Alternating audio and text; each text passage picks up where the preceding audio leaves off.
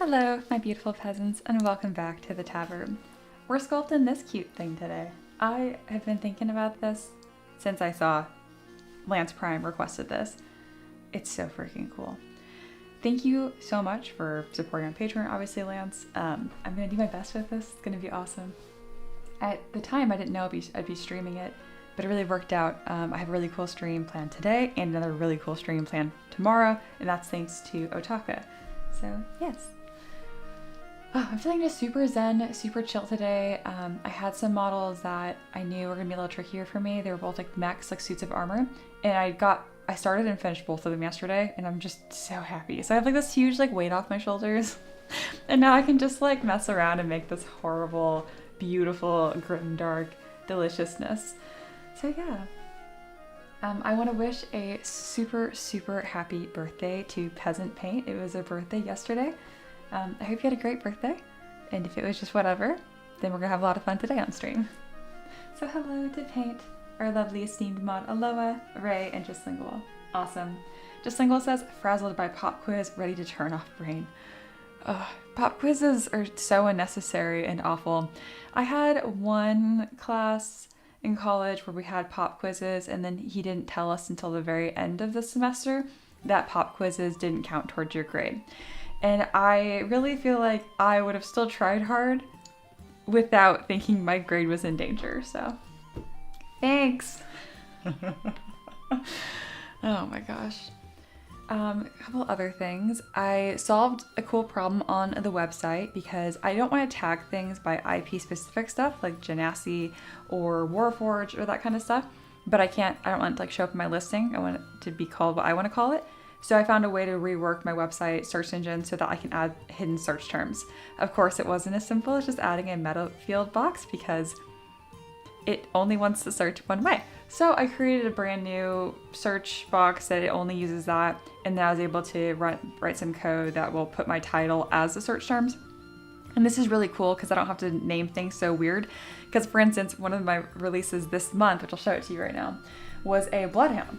And he looks super cool, but I called it a bloodhound dog, and I almost wanted to call it a bloodhound dog canine. And I need you guys to know that I am in fact smarter than that. It's just for search terms. I do know that bloodhounds are in fact dogs. All right, let me see if I can grab a little preview for y'all of the release. I guess this is like a little ad at the same time. How nice. All right, so this is my Patreon, and here is that bloodhound printed. Isn't he cute? I love how the wrinkles turned out on this. As you can tell, like this is a really good example of like identify what parts of a model are most important and then just do like a good enough job on the rest of it. It's not that you don't care, it's that you're being smart. So I really detailed, you know, the wrinkly part and then the rest of it is just dog shaped. But yeah, what a killer release this was. I mean, he's so little. That's a normal D20. Look how tiny he is. The Mermaid Detective was just outrageously fun. And then my logo is on the notebook because fun details. Yeah. Spell effects are coming. I did the Spirit Guardian spell effect and it was so much fun, and yeah, that's all I'm gonna say on that. You can put a mini inside of this, of course. Oh yeah, and then our toy unicorn. Someone asked for a variant of this, so I made a little swarm keeper, covered it in little bugs. It's adorable. But yes, I want to share that with y'all. Oh yeah, there will be another game stream this week. It will just be me this time. I meant to screenshot my heart rate because I have a Apple Watch, so it shares your heart rate and stuff, and it was so funny, guys. Like my resting heart rate's around like 60, decently healthy. Anyway, and like during the stream, I was like chilling around like 95. I don't know why, it was like such a spaz. I was like so like on, like trying to like I was so bad, guys. I had so much fun. I'm definitely gonna do it again. If Just Lingual and Aloha are up for it, I'd be happy to stream Peak again at that. But I decided to change it up. This Friday, we'll be streaming Tiny Glade instead. And it's much, much more chill, much more wholesome, much more relaxed. So I'm excited for that. Same time, 1 p.m. Eastern time on Friday. I did create a new channel for that. Obviously, I'll tell you guys like where I'm streaming and stuff.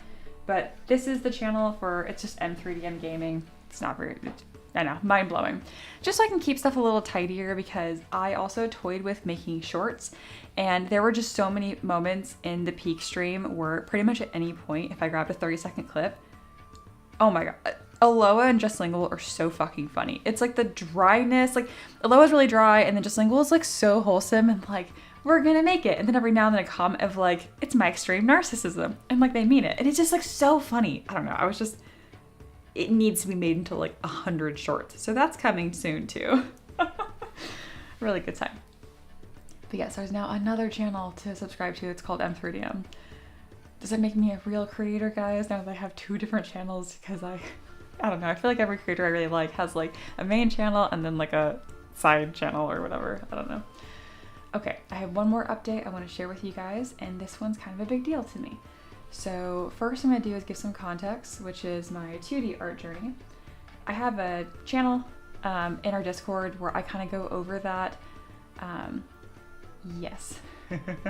So it's just like, recently I've been following like Doodle Warriors, and I do a lot of like sketches and face planes, and it's a lot of work. Like, guys, this is so hard. It's so much harder than I was anticipating to do a sketch like this correctly. So you trace over it with the face planes, which is harder than it should be, and then you recreate it over here, which even just drawing a circle is probably one of the most humbling experiences in my life. Oh my goodness. Anyway, the beginning of it, it's a lot more simple. You know, you don't have all the facial features. So I did really good. I pushed myself really hard, and I got all the way to the point where I was starting to do like facial features and anatomy. So let me do a screenshot of this and bring it to my main monitor so you guys can see it nice and big.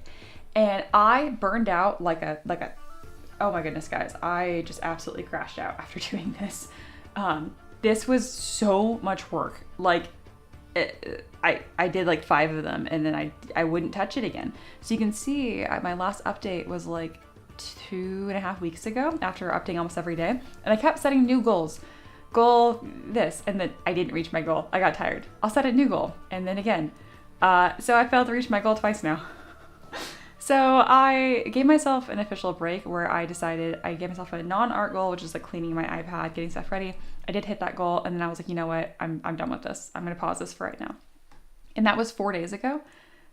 And I got so jazzed about that by not having the expectation, I guess, I don't know, that I made like huge progress. So I'm gonna show you guys what I did last night. I'm really excited.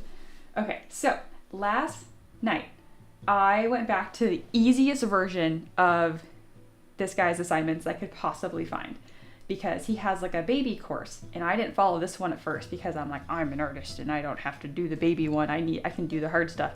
So I did some really easy warm-up practice. This took me actually like 3 minutes, which was really exciting. And I can draw a circle now, guys. So I did one of those, and then I'm like, ooh, that went well. I'm gonna do another one. And that went pretty good. It's more like simplified stuff. And then eventually I was like, okay, I'll do one that's a little slightly more advanced, I guess. And at this point I knew it was time for me to start looking at the features again, because I could just knock these out. I could just knock these face planes out like nothing. And I was feeling kind of discouraged, because I was like, I'm just doing the same thing over and over again, and I don't know if I'm actually learning. I think I am, but I'm not sure. And so I decided to just like throw myself off the cliff, and I was like, I'm gonna draw this gorgeous 2D art thing. I'm like, I can do it based on vibes. I can't usually draw stuff like this at all. So this took me about 15 minutes, and to be clear, I'm not saying the time thing because being fast is better, because this is just a hobby. 2D is just a hobby for me. It's because if you gave me 5 hours, I couldn't have done this 6 months ago. That's what I'm trying to explain. And like, I did it. It actually looks like the thing. And I think it looks obviously a little different. Mine looks more sad than cute, I think. But I'm just so proud that like, oh my goodness, this work in face planes and stuff, it is doing something crazy. I can do it. And I have posted sketches before in Discord, and someone was really sweet. They were like, I can't remember what it was. They were like, oh my gosh, you can really draw. This is like really good. And it like, I teared up. I thought that was so sweet. But I was kind of like just searching and reaching for shapes, and like I could not do anything consistently. That's my biggest issue with 2D. I can't do anything consistently. So I was just so happy that so in order like to create this, I literally took the same approach I have over here with the I just redrew that over there, like this green sketch, and then drew on top of that. And it just totally works. Really cool. I'm also realizing that my pen's not working right now, so I can refresh that driver while I'm giving this little art update for y'all. But yeah, I wanted to share that. I'll document it all the way in Discord because it's fun to kind of have like a history of my progress. But yeah, I actually had a big win to share with you guys. So there's my big win. Yeah, thank you guys. And you'd be super supportive and super sweet. Yeah. Yeah. The sketching burnout is real. That's why I started painting frogs in between. You know what's funny? I've been doing, that seems to be my go-to as well. Like one of my favorite sketches I've shared in Discord is of a frog. It was very relaxing, and we're sculpting a giant frog today, so that's cool. Mia really pulled a SpongeBob and said use a whole face and work backwards to make a circle. Yes. A little bit. Yeah, absolutely. Aloha said construction in 3D makes sense to me. Learning construction for 2D takes a lot more energy and focus. Same, like my head gets like physically hot. Yeah. Mia, why do you keep changing the name? I've changed it one time when I had to, when YouTube was like, you have to pick something, and I couldn't pick M3DM for some reason, which is stupid. And then I realized now they've loosened up, and M3DM 14 is available, so I went back to that. Joking. No, must be serious. Anyway, that's the update. I'm really proud of it. There's always problems, but I don't know. I see a future in being able to do 2D stuff as well, which is so exciting. Which is funny. I don't know why I'm spending so much time learning how to do traditional, like, good constructions, because I just want to draw, like, derpy little dudes. Like, I don't know. I want to do it all. Okay, let's see if my pen's working now. It is. Good job. Really quick, because someone, somewhere out there, that's a song, might need help with this. Open up your Wacom or Huon or whatever your center is, and there's always gonna be a settings button, and then you can just restart your driver, and that will fix your problems like every single time. Unless you don't need to update your driver, then do that. Okay. Back to the main event of the day, because I'm a 3D artist, by the way. Okay, we're sculpting this thing.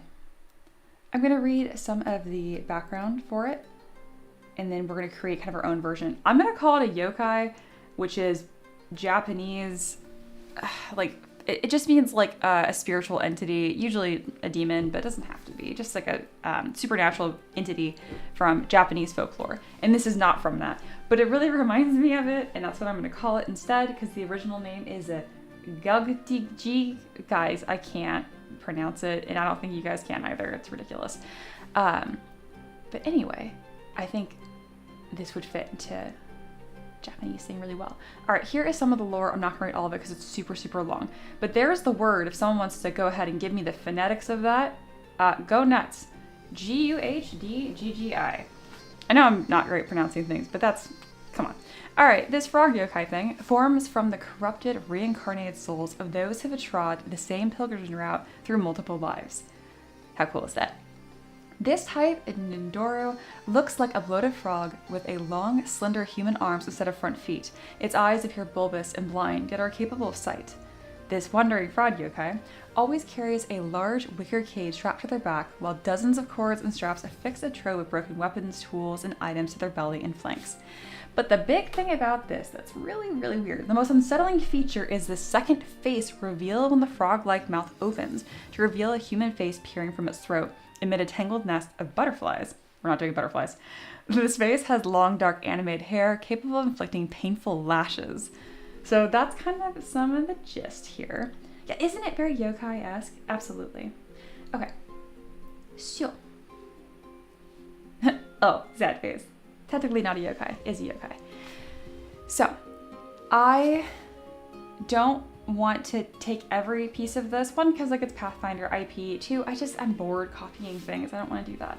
So I don't want to include these walking sticks. I just don't want to. Also, this like smoke-like butterfly pile, not interested. What I like the most is this toad with the head inside, the long hair, and then this wicker basket. So those are the three elements I'll be including for sure.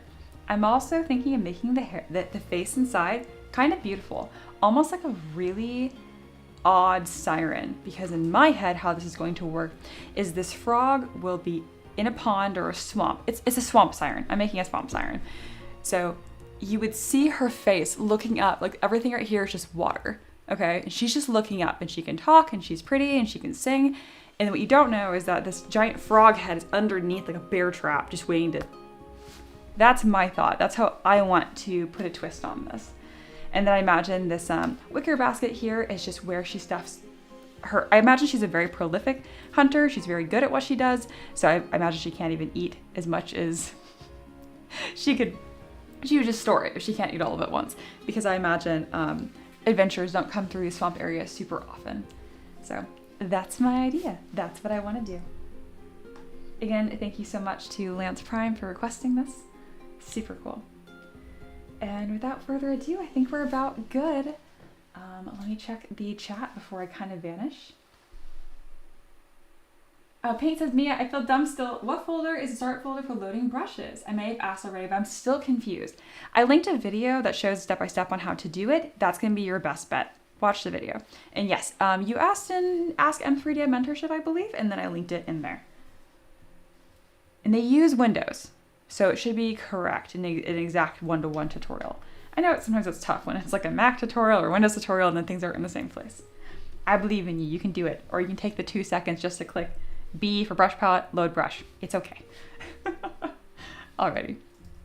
Let's go ahead and kind of get this rolling.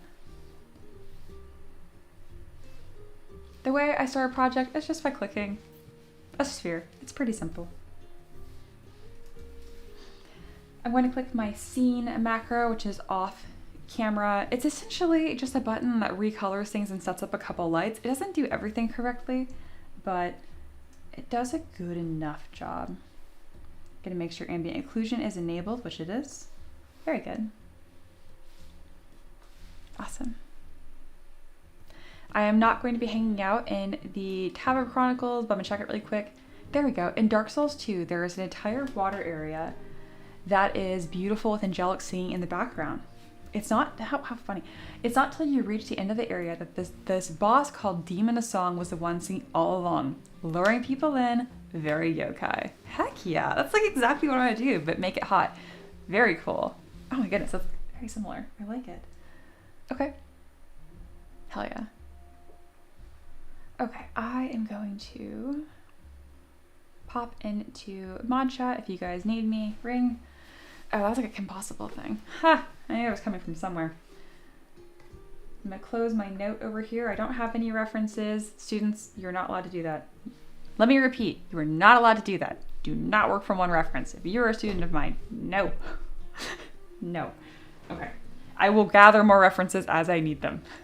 All right, which I will most certainly will. Okay. All right, we have this kind of set up here. I do want a better color. There we go. Something a little warmer. Goofy ass frog. Yeah. I made a new coffee for this and everything. All right. I'm gonna set a timer for 15 minutes just to kind of warm myself up. And I'm gonna get as much of this done as possible. You guys can see kind of how I approach this. So the first thing I have is a sphere. And I really am just gonna use a bunch of spheres and then using Snakehook and Sculptress Pro, which is my new love. I don't see myself ever breaking up with Sculptress Pro. This is going to be the frog head and it's the focal point, so it's where we're going to start. I'm gonna have symmetry turned on and I'm sculpting out the mouth shape here.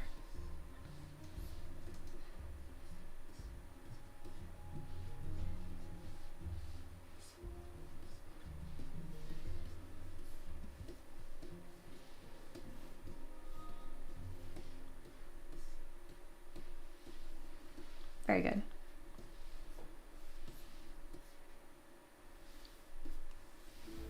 I'm going to add some primitives. And then I'll be splitting mask points pretty regularly whenever I don't want the eyeballs to be anything other than a sphere. So I want to make sure I'm not affecting those with Sculptress Pro. All right, I have 2 elements here. I'm pleased with that. There will also be a face. We'll see how adorable I'm feeling if I want to try to do that from scratch. Don't hold your breath. All right, back to Snake Hook with Sculptress Pro enabled.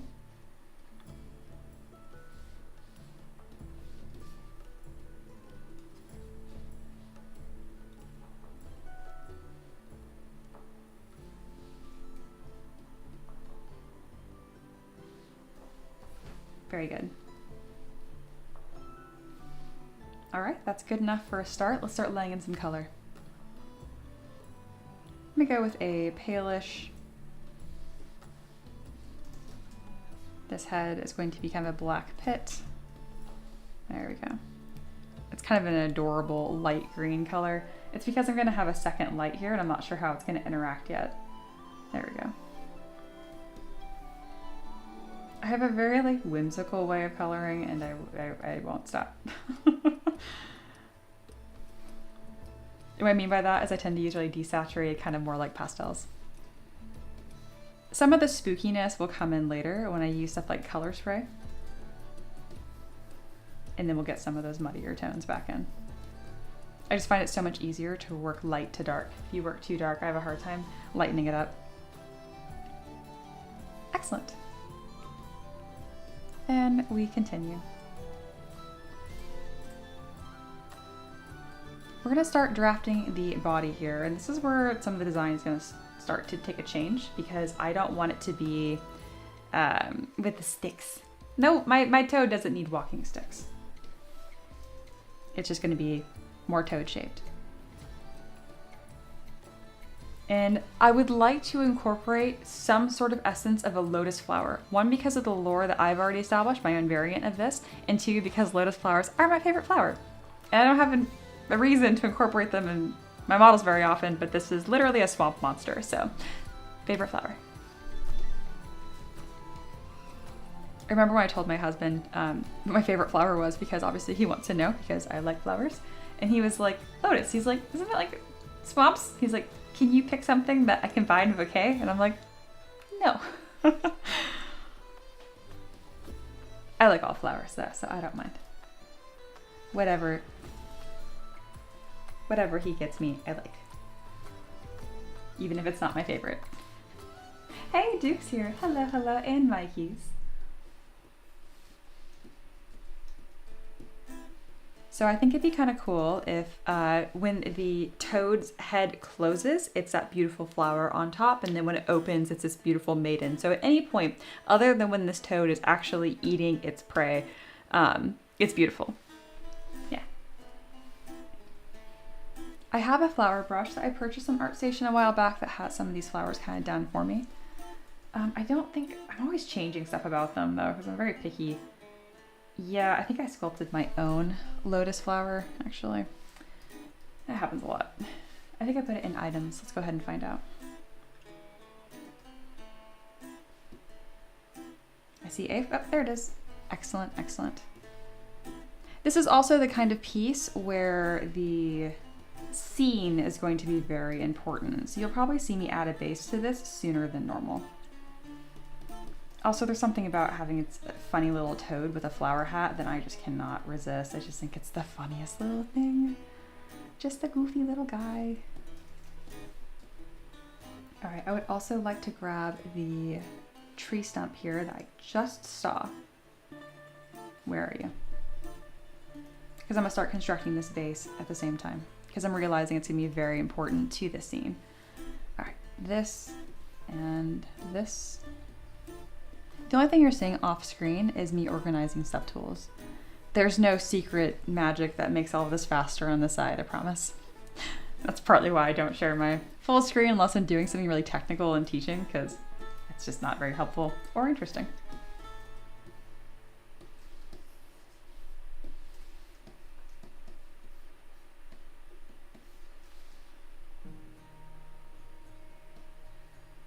Oh, today is going to be a good stream. I feel it in my bones. All right. I can just tell this is gonna look really cool by the time we're done.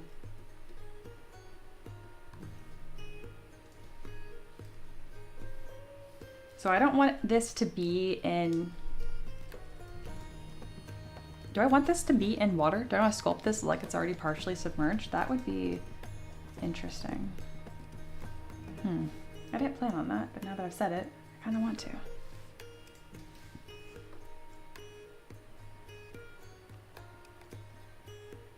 I have a Japanese garden base that's really detailed and beautiful, and it might be just perfect for this. It even has some water. It also has a tiny little torii gate on it, which I'm gonna remove just because it makes this toad look gigantic. There we go.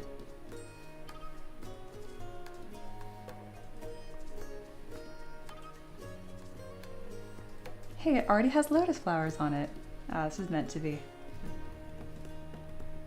I'm gonna go ahead and start polygrouping this in a way that is smart. And what is polygrouping? So, a little teaching moment.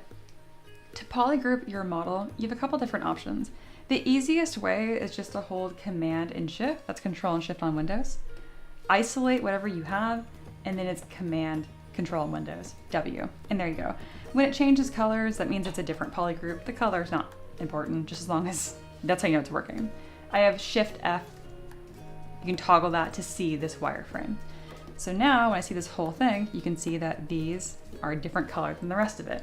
You can really quickly polygroup everything by clicking on Auto Groups, which is located under Tool, Polygroups, Auto Groups. And now the whole thing looks like a rainbow. This doesn't work if you have stuff Dynamesh and it's actually just one mesh. So now it's not gonna work. And what do I mean by that? Essentially, these are pieces that I can remove and move around within the same subtool. But once you Dynamesh them, it's one solid piece. I can't move them anymore. Polygroups are such a good tool once you get like comfortable with them and know how to use them really well. So what I'm going to do is start breaking these into their own pieces, so it'll be easy for me to move them around, color them, all that good stuff. There we go.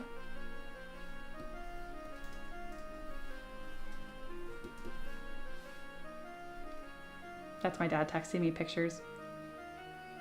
His cat is in the coffee table. Oh my goodness. That's so cute. I might share that with you guys in Discord on my break.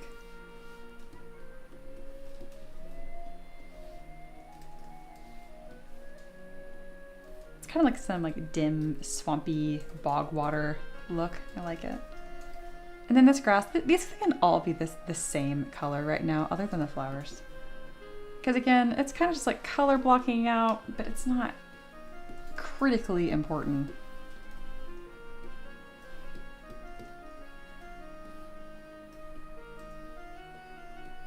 I need this to be a dingier brown, so we'll desaturate it just a little bit. There we go. Swampy. I see one Delia is here. Hello, hello.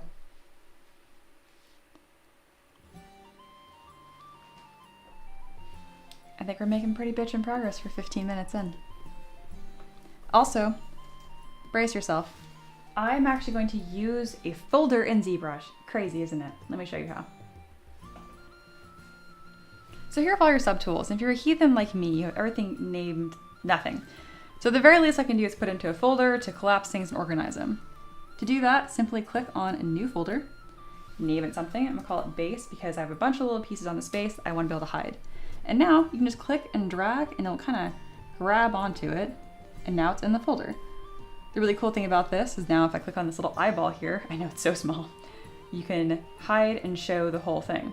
What's even cooler is you have these visibility sets up here. So this is V1, so I have everything showing. V2 I can customize to not have the base showing. So instead of having to manually hide it, I can just go back and forth between these different visibility sets. You have 8 of them, so make use of them.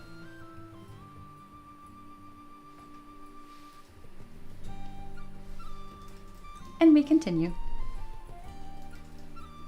Another good little teaching moment there.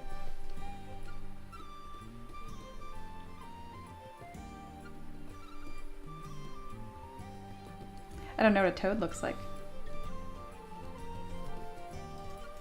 I'm gonna find out. Okay. I'm gonna use curved tube because I know it kind of has this little funny shape going on.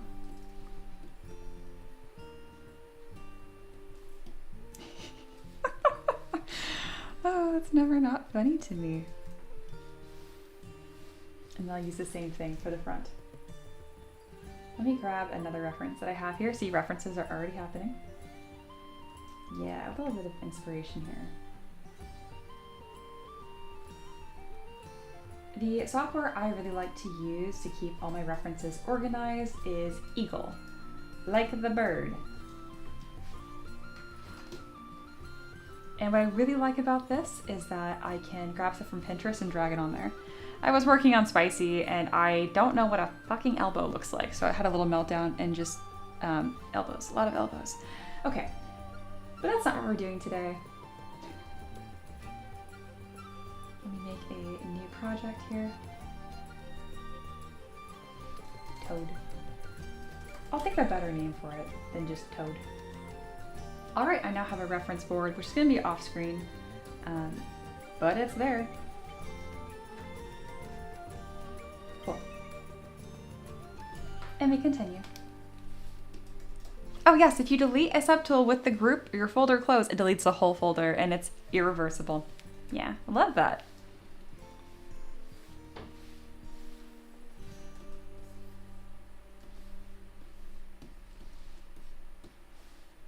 I'm gonna use Move and Backface Mask to add some volume nice and quick here. And I will be using Dynamesh as well as Sculptress Pro. It's kind of just a mess of topology. It's a good time.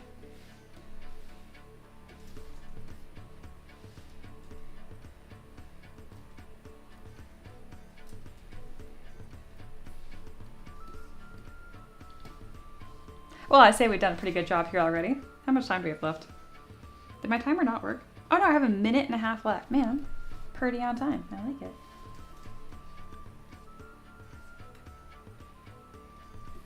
And that last minute, I am going to tweak a couple of my settings here.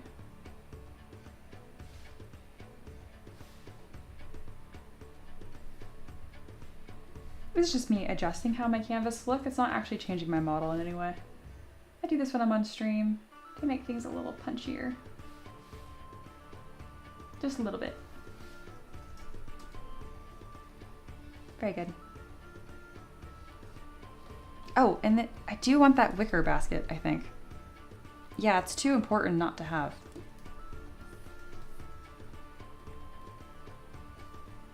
I'll make this the same color as that little tree stump right here because I like the idea that it crafted it from nearby materials. Once you get comfortable with the snake hook brush, you can pretty much use it as if it was the move brush. Who doesn't love that? Even more move brush goodness.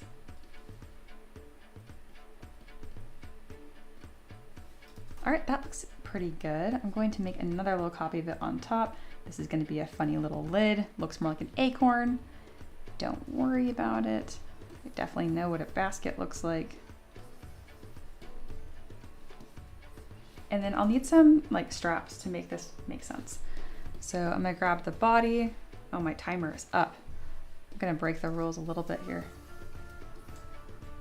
And I'm just gonna add that really, really quickly because now we have a couple straps. Amazing. All right, let's kind of review our 15-minute progress. And we'll do a little spin around. I do think the base might be a touch too big, but meh. I'm gonna have perspective turned off and we will review what we have here. Awesome. It's time to hang out with the peasants. How are my peasants? What are you guys up to and talking about?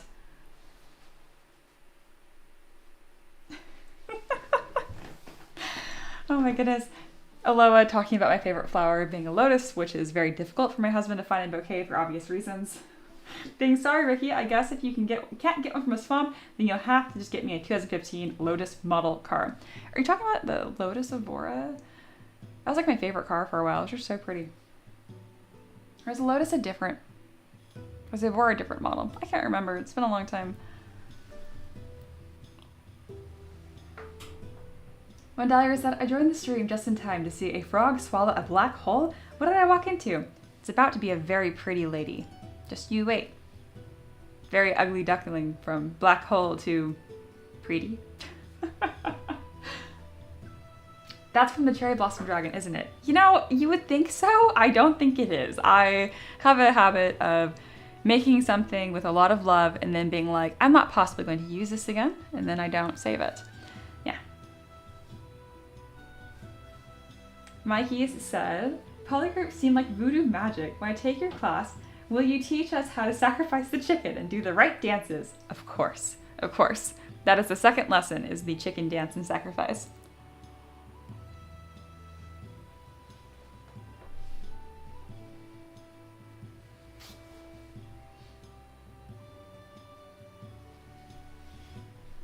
Duke says, I like the re-add of the Discord back onto the layout as I can't log in while I'm at work. Oh, perfect. I'm glad that works out. I did forget to hide it, so it's just been sitting up there the whole time. But yes, that is cool that that's there. Yeah, I could have the Tavern Chronicles chat just up too. Oh my goodness, there's a bunch of cute frogs. Paint is correct. Oh my goodness. Oh no, Mia's going to make a Dark Souls boss hot. Oh yes. I didn't realize I liked frogs so much. Goofy little guys. I'll always plug my favorite toadlet. This is fantastic. I'm gonna scroll up to this little guy. So good. Oh my goodness. Jess Lingle says, not related to the stream, my favorite comment. But I just ate some soup that was so spicy I started crying. And I've done the one chip challenge 4 separate times, so spice tolerance is high. Yeah, I made fried rice for the first time, last night. That wasn't terrible, it was actually decent. And I use a new kind of sauce, it was gochujang sauce, and it's like a sriracha-y kind of. That's about my limit. That's about my limit. Or like a nasty jalapeno. I like jalapenos, but some of them are nasty. You know what I mean? Like some of them are intense. However, I don't waste food, so it was good knowing y'all. Good lord. You sound like... Ricky does this thing where if we go to like Buffalo Wild Wings, he insists on getting like the hottest wings, and then he always gets sick the next day. And I'm just like, just don't get them. And he's like, I like it. I'm like, surely there's a trade-off. Is the frog demon thing she making a Dark Souls thing? No, it was a Patreon request from Lance Prime. Thank you again. And this request was for a Pathfinder monster called a Gugji or something. And I'm making my own version of it, kind of having fun.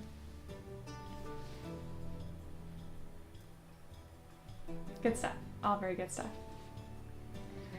All right, that was a good first 15 minutes. I don't know why, but I want a 5-minute break. I just want to stretch my shoulders out and I'll come back in like 5 minutes.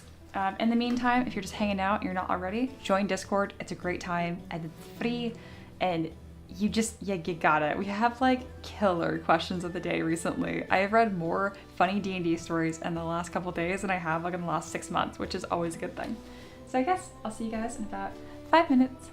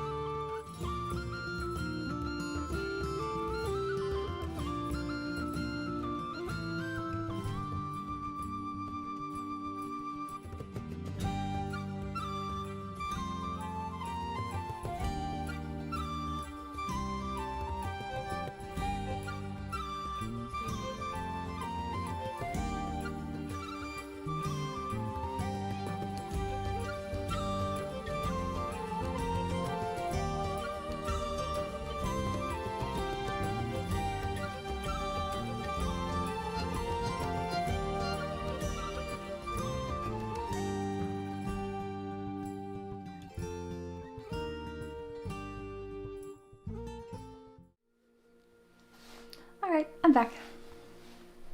Paint asks, Mia, can you flip the flower upside down like the photos? I might. It'll be a little harder to tell that it is a lotus flower, but not impossible. It's still really fun. Yeah. I'm kind of at that point where like I blocked this out in 15 minutes. I'm glad it looks like something. And now I'm kind of like, can someone come in here and make this look good? And I'm like, oh, that's me. That's my job. I don't know. Why I feel like that right now. Okay, it's time to do the thing. So this is kind of a good moment here to kind of show you guys is that this is how I do custom creatures or like complicated stuff is I block it out in a blob is like this. And then I usually open a new tool and then do a good job. I don't even always sculpt in the same area. Like we're gonna go somewhere else. I'm gonna like actually do a good job sculpting the frog head and then I'll come back and stick it on. This is kind of like a blueprint of where to put my finished pieces later. And that's exactly how you tackle a huge project. You blueprint it out and then you just focus on one section, like the head or an arm or something. And the reason why it can sound like contradictory to what I've said before, which is like when I'm sculpting, I'm like, you never stay in one spot, you keep working, is because that's when you're finding shapes and proportions. But once you have those things, that's why I'm like, is someone gonna come in here and make this look good now? Like, we're at that point. Okay. Well, it's time. What do I want to work on? Maybe I'll make you guys pick. I'm just gonna pick something and keep working, but although if you want to run a poll, you can break this down into sections like the head, the flower, the basket, the head in the center. And then if the peasants have a vote where they actually want to see one particular piece, I can pivot to that, no problem. That poll, if it does appear, would be in Discord. But I'm gonna keep it up right here just right now because that is just so nice. Who wouldn't want to see that when they join a stream? Oh my goodness. I need to make a frog tabber pet, I really do. All right, for now, I am going to remember what a frog looks like. What is the difference between a frog and a toad? Aren't frogs more like water-y than toads? And less wrinkly and less warty. Like these are frogs. That's a frog. This one especially. Are any of these toads? That's a toad. Okay. I need to make this more like a toad than a frog. Okay. So I meant to do what I said earlier, which I'm going to hop over to a different tool. I'm in a little teaching mode here to show you that. Also going to try to use a stream highlight for the first time in my life as a bookmark. So when you're working on more complicated projects, it can be really nice to use your tools to help you do that. So I have all this blocked out here of a bunch of subtools. It's kind of a mess, even with folders. I can click on this head and start sculpting it here, but what can be easier is just to come up here and open a whole new tool instead. I can go ahead and bring that frog base over by clicking a pen and then hovering right here. Get rid of that cylinder. And now I can do a really good job sculpting in here. It kind of resets my whole area. And then once I'm done, happy with it, I can bring it back into this scene. Very good. Thank you, Aloha. I really appreciate that. Yeah, head, body, or fun details. That's a really good way to break that down. I'll show results. I think I'll update live. We're gonna find out right now. I just closed the poll. So I'm also going to merge these pieces down, which will make my life a little easier here.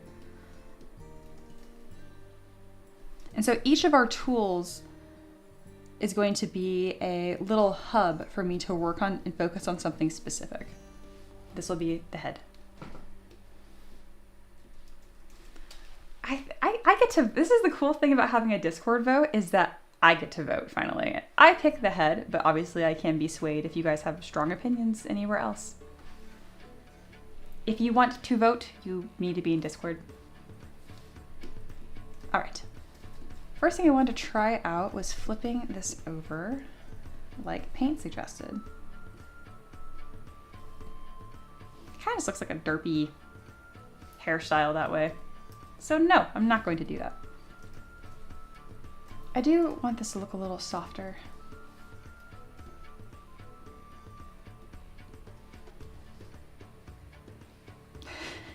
Oh my goodness. Paint is mocking our mod. Oh, someone new is here. Liso. That is such a funny username. Liso, Leso, Liso? Liso. I'm gonna call you Liso. Toads are more chunky. Yeah, that makes sense. So I'm definitely gonna chunk them up a bit, add some warts, add some good volume. We'll get the toad going. Mikey says, ooh, I like the chalkboard area interaction today.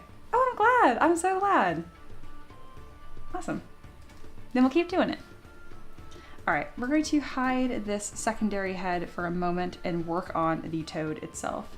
I'm also gonna go ahead and grab some references to figure out what a toad looks like. Which, again, yes, more chunky, but nothing beats actually getting some good references. So let me show you how I do that.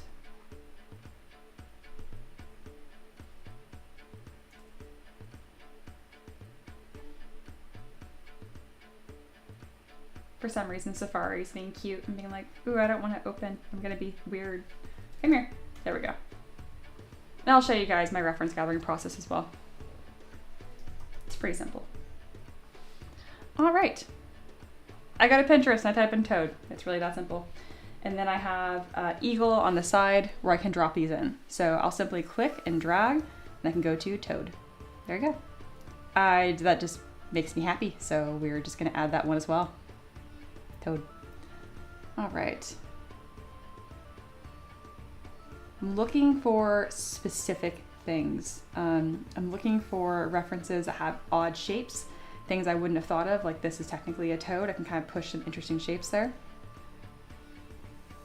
That really shows me how odd their limbs are. Wow, that's really strange. They really can just bend in any direction, these little arms, can't they? Goodness gracious. This is looking more Dark Souls character-y. I really like that. All right, and then now is me toad, mouth open. I'm surprised we didn't get any toads from Mario. Here we are. That's awful. I don't like that. That's great. I like that a lot. Oh my goodness, I think I love frogs and toads. I did run around and chase them as a kid. We had this big old tree in the backyard that the roots grew under our patio, which had some concrete poured, and broke it up. So a bunch of toads live under there. And so I chased them around and picked them up. Which, I mean, they were kind of gross. They immediately pee on you, but I don't know if that's a myth or not, if they give you warts, but I don't think. I mean, I obviously I'm not covered in warts, so.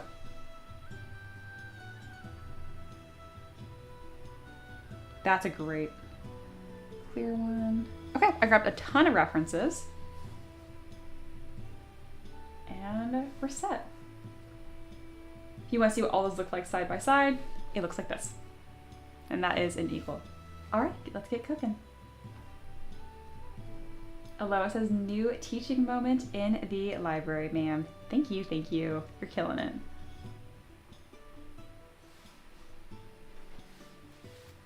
Awesome.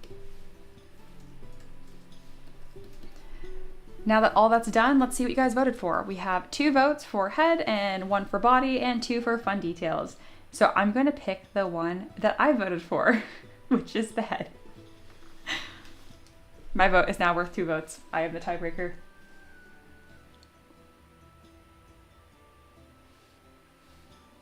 Fun details, such a chaotic option choice, Aloha. There's like not, I guess I could do like the wicker basket or the flower. Okay. I have each one of these pieces are separate now. We are hiding that. We are hiding the flower. Briefly gonna have everything visible. And I'm gonna stamp these up here. That way you guys can kind of see the progress as it unfolds in the next 15 minutes or so. All right, I'm setting a timer. I'm gonna do 30 minutes. Is that too long? Do I need 30 minutes to sculpt this head? No, I don't. We're in 15 minutes. All right, it's cooking time. Let's go. because I'm not going to sculpt the human face inside right now. The first thing I'm going to do actually is work on the eyes, interestingly enough. I think that'd be a good spot for me to find some details. So I'm going to duplicate this eyeball. I'm going to split it in half. And this is going to become the upper and lower eyelid. Because something this simple, just adding eyelids, really makes it easy to change the expression of your character. I'm going to inflate them just a little bit. And now I can use the Move Topological brush to scoot this on down. Looking at my references, and I can rotate this as well.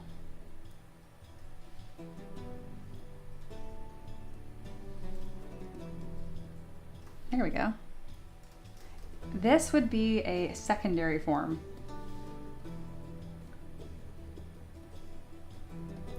I imagine this thing is decently well fed, so I don't feel the need to make it look crazy. Oh, having one eye, different expressions on these eyelids is not something I was even expecting to do, but now that I've accidentally done it, we are gonna so keep it.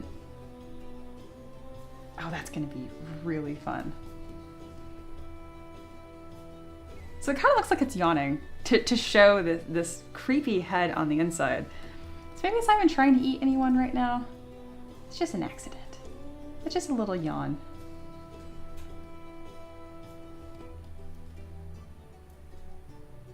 Oh, awesome. I love that. All right, we're gonna merge that down. I'm actually gonna rename a subtool for once. That would be a good thing to put on a bingo chart for my streams. How many times I name a subtool, because it like never happens. All right, eyes. That is done. Now I need to start creating some different sections for the mouth. We have this okay-ish shape here. But really what I need is like teeth or gums, or it doesn't really have any of that. So I guess we're gonna, a tongue? I mean, like I'm looking at it, like kind of an odd problem to have. Usually sculpting a mouth is pretty straightforward for me, but this one's kind of odd. We are indeed going to sculpt a tongue. And again, I don't want to detail or put too much, take up too much space here, because we are going to put a human face in here. I definitely think it needs a tongue still though. We'll go with a darker color. And we'll even paint the inside of this, not with color spray, that looks ridiculous, with a darker color. And even darker. Excellent.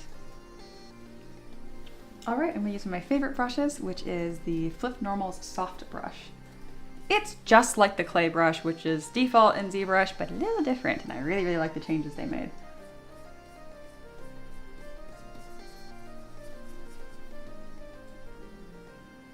This shape is kind of boring.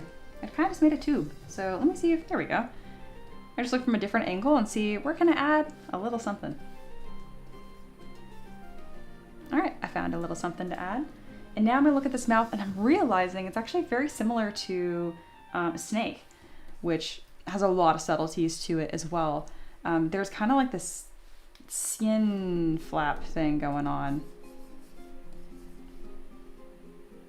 Yeah, that's already adding a lot of dimension. I'm kind of starting to find my place here.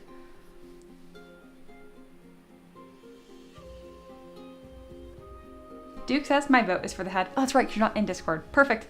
That wins. Currently we have a 3-way tie, but sometimes the peasants just do that to be spiteful.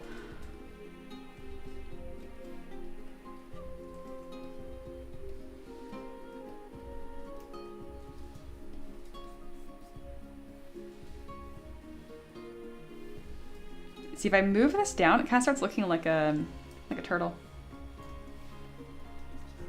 which is not what we want. There will be a little nose action going on here.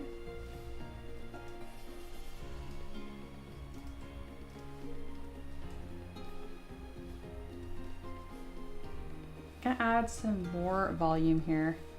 And I'm also realizing that the eyes are really on top of the head, so the eyes need a little bit of repositioning here.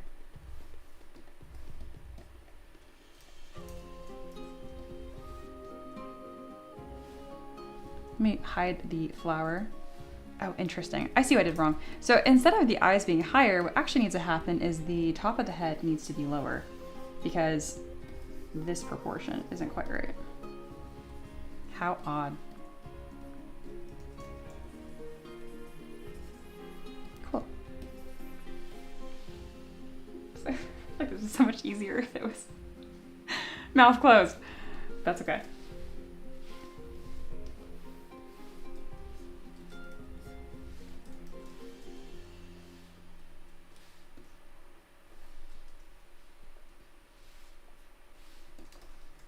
These are also going to be a bit more forward facing.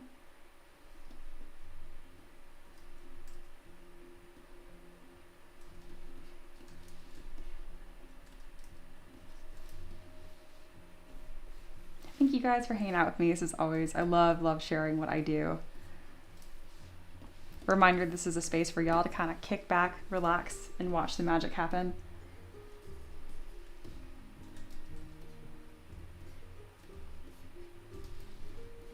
I like to ask a lot of questions and kind of show you guys my process and like how I think of things and how I find answers, but I don't actually need, I'm asking a lot of questions, but don't worry. Don't feel like you guys need to answer them. My students are so sweet. Sometimes they're like, oh wait, this is the solution. I'm like, no, you're good, you're good.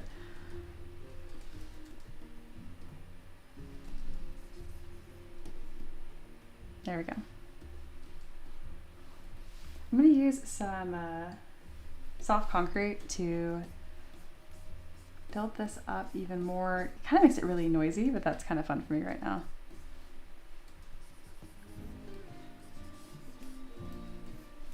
Hello to IR Sculpts. It's been a bit, Ian. How are you? I hope the new year is treating you well. I wasn't streaming for a while there. Kind of just fell off of it, I guess.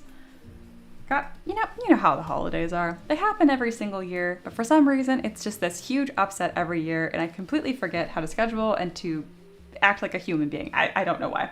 I didn't even travel anywhere this year. I just stayed home. Anyway,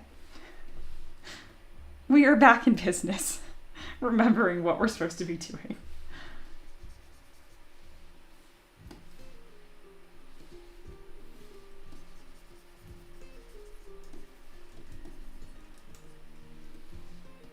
And again, I don't want to bring this tongue up too far because we're actually going to put a face in here.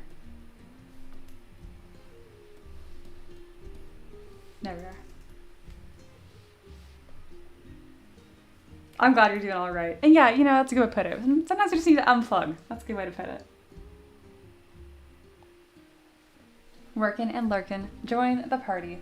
You're in good company. All right, back to finding some shapes here.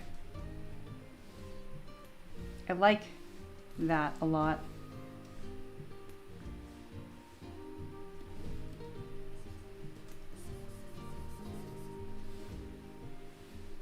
There's a lot of subtleties on this toad that I kind of didn't expect.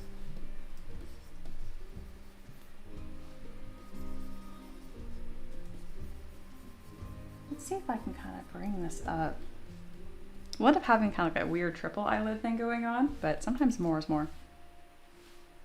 And then the tongue is actually kind of farther back. All right, from the front, toad, looking like a toad. From the side, I've completely lost the vision on what a toad is. And I keep trying to make it look like a dragon. I don't know why I keep doing that. So I'm gonna grab a reference here, of course, without the mouth open because I like living on hard mode. And we're gonna fix this. Okay. Step one, bring nose much closer to eyes. That already fixed it immensely.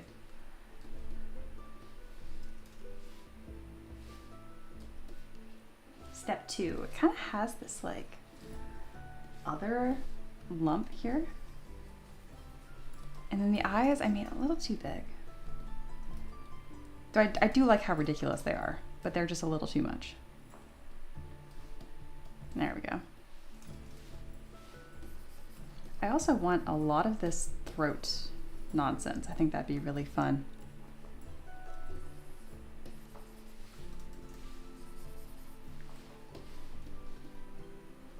And again, we can kind of push this and be ridiculous. It's just going to be a monster, but I did want it to be a little more recognizable as a toad from the side.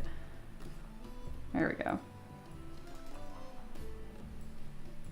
All right, let's keep adding some of this lumpier tissue. That's doing a good job. Yeah, that helped a lot. Now I wonder if I can exaggerate it and kind of stylize it a bit.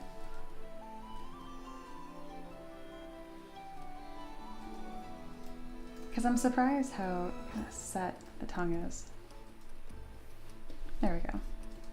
Much better. Figured out his shape. I was like, kind of lost the plot here a little bit. That's what I was kind of joking about earlier when I was like, can someone come in here and do the rest of it? And I'm like, wait, that is my favorite part. I will do it. No, I don't want that. I want just like a little nostril. The placement is important though. It's really one of the few clear features on this weird thing. There we go. That's better. Kind of looks a little like a turtle, but I don't mind it.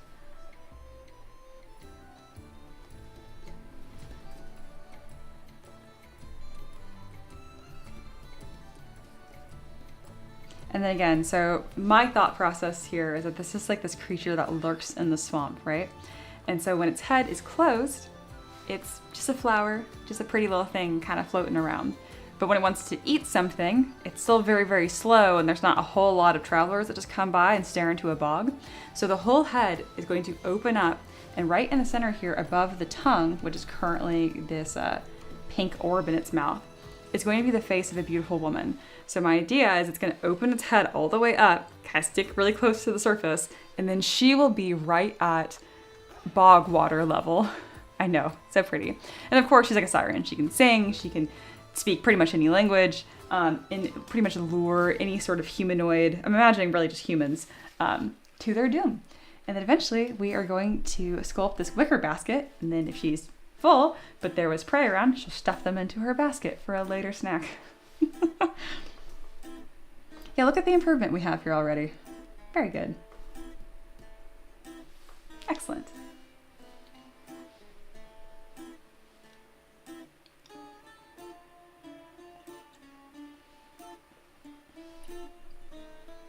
Oh, cool. Ian is working on a Stonehenge environment. Awesome. Very cool. I just watched a documentary where apparently they discovered underground caves under Stonehenge, so now I want to sculpt it. I love that. And really, I didn't hear about that. That's so cool. For how much studying they've done in Stonehenge, I'm surprised they hadn't found that until recently, or is this just like a known thing that I didn't know about? That's so cool.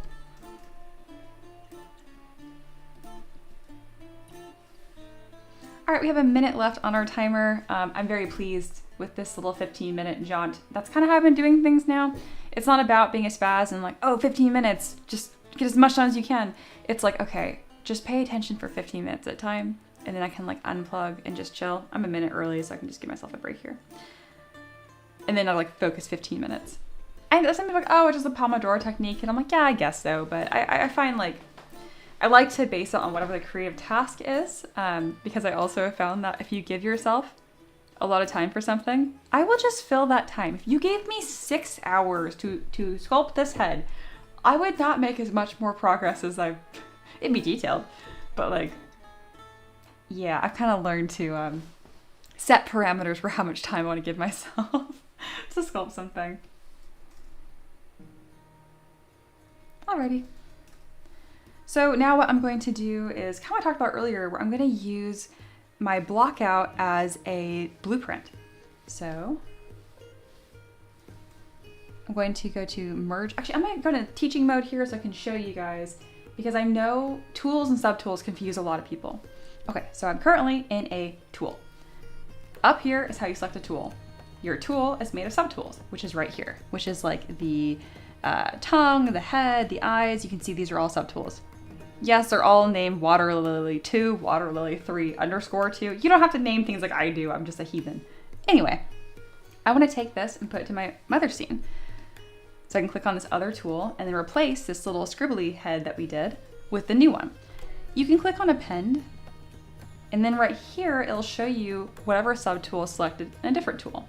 Now this doesn't work great because now I just have this flower, but I don't have the rest of it, right? So this is what I like to do. It's not the cleanest thing, but it definitely works. I'll go to my tool here instead of merging all of it down, because if you merge down subdivision levels, you lose them, unless they're perfect quads you can reconstruct. But anyway, what I do is go to merge right here. There's a merge visible button. It makes a new tool. That's just everything merged. And now I can go back to my scene, click append, click this little head here, and then I can hide what was previously there, and bam, my scene has improved just a little bit. And that's a great way to use tools and subtools. And we're back. And I kind of just keep going through this iterative process. You can absolutely just sculpt everything within the same tool. I've just found it a little bit easier to grab little items and put them into different tools. I especially like doing this for pieces I might use again in the future. So I don't plan to make a ton of toads, but if I did, it'd be nice to have a tool where I already had some different head shapes I had drafted.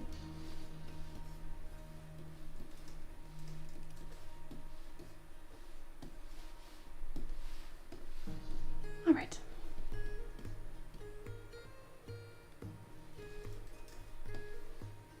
And then I always just go through and like whatever I have as like my merged tool, I just delete it right away because you don't need it. You still have your other one here where it's broken down into multiple pieces. Alrighty, very good. All right, so I could sculpt the head from scratch, but honestly, that is not, like even though it's the focal point of the model is the head within the head, a lot of what's going to make this model sing when it's 3D printed is the details on the back and what you can actually see, like the wicker basket and stuff. So I'm going to go into my collection of heads. I have this tool of just heads I have sculpted. And I'm going to find an appropriate victim. So yeah, I have a bunch of different heads that I've sculpted here. We saw this one on stream not that long ago. This was apparently unintentionally sculpted. A viewer of mine, one of my viewers, Mikey's, was like, that looks just like me. I'm like, great, so I've named it Mikey's. Anyway, not a minotaur. She looks a little mad. I want something that's a bit more on the serene side. This baby was used for a baby centaur. This was so difficult to sculpt. It is not even funny. Babies are horrendous. Okay. You heard it here first, folks. Babies are horrendous. Okay, this is a pretty good one from Wanting. I use this for a Roman senator's wife.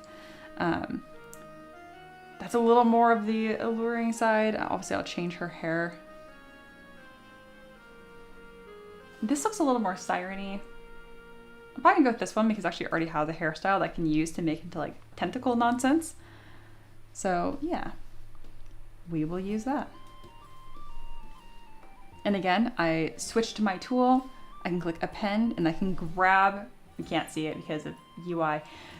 Anyway, you can grab it, whatever the selected subtool is, and bring it over.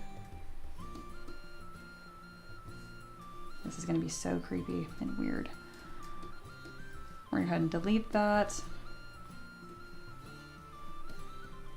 And move this back in our scene. All of the color you guys see me do here is purely for fun. It does not show up in a 3D print. We are not there yet. Soon, but not yet.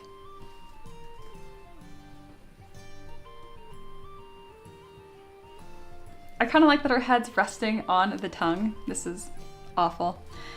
Okay. I don't really want to spend a lot of time painting this. So I won't. I'll do a quick paint. There we go. The hair will be its own color. I'll probably do... This has that black hair, which is really creepy. I don't mind the idea of it staying pink. I'm gonna separate the bangs. I'm actually gonna separate a lot of this.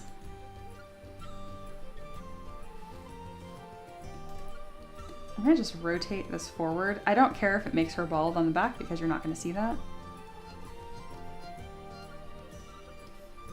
There we go. What I'm probably going to do here is use auto groups and separate this into two different sections and then kind of just move it apart. The back of her head will be bald, but nobody will know that, except for you guys. Because the hair spilling down the front of this mouth is going to be a really interesting point. Let's see if it destroys itself too much using the move brush. If it does, I would just use bend curve instead. It tends to give me cleaner result. But if I don't have to, I like to just use the move brush because it's really fast. Same kind of deal here. I'm going to split this. Is it connected at the top? No, very good.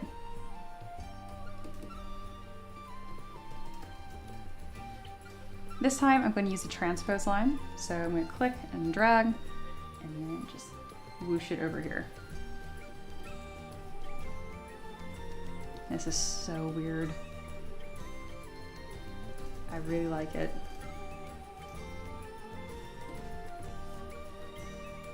And why am I using transpose line now instead of move? I don't know. I bumble around different techniques, whatever feels right in that moment, all of the time. If you're learning ZBrush and you're really concerned about what's the absolute best brush, it's good to seek out new techniques. But usually, like, it's fine to just pick one. I have a student, I think actually just Lingual said this, we're like, oh, I only use a couple brushes. I probably should be using more. And I'm like, nope, that is A-okay. More brushes does not mean more better.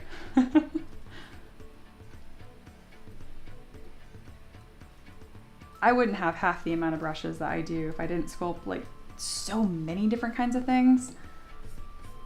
That's just kind of the nature of being a fantasy sculptor. I kind of cover a lot.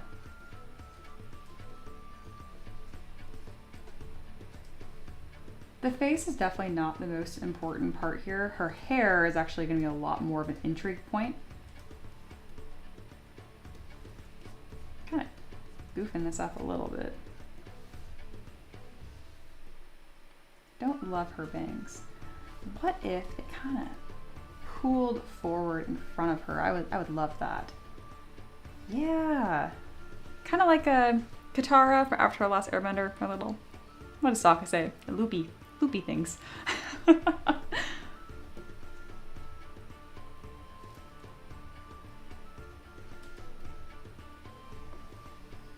Very good. I'm gonna leave all of that the same color, and then we're gonna do a little bit of poly paint on the face. I'm probably gonna leave her this disturbing tongue color because it's funny to me.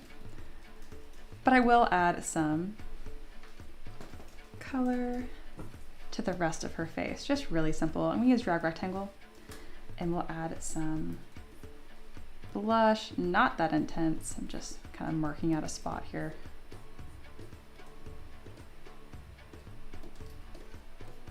I like for it to be pretty high contrast.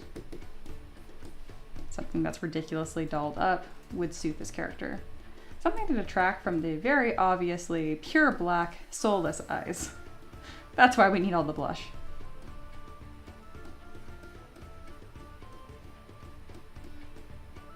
I'm kind of pushing it by how dark I'm choosing to do these eyes. It's definitely, I don't recommend that.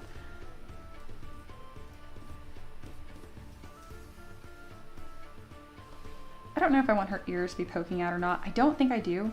I think they're distracting to the silhouette. So we're just gonna cut them off. Be gone. Great. Very disturbing. Very good.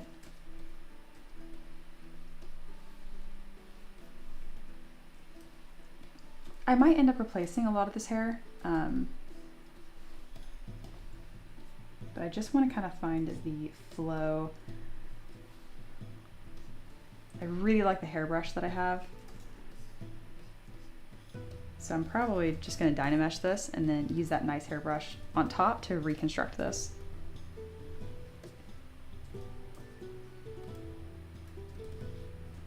I need to move this up so she doesn't look bald.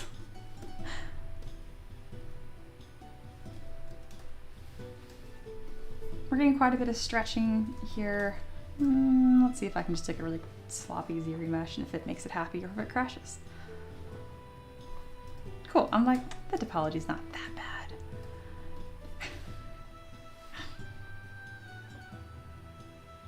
I'm gonna do it by half instead. There we go. That's given me something a little easier to work with.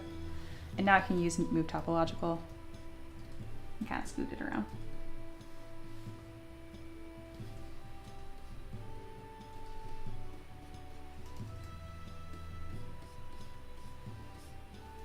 There is such a thing as too much hair. So I need to be careful with that. I don't think this is adding anything good. Be gone.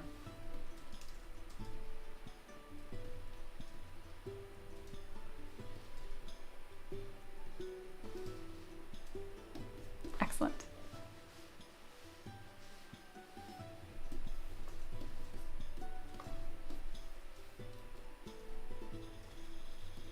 If you ever try a ZBrush and you get that little pop-up being like timeout error, it just means that your topology is probably so abysmal that ZBrush can't even handle it.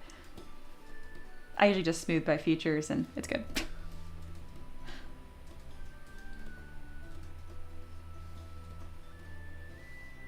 I like this side so much more than this side that I'm just simply going to delete it, duplicate, and mirror.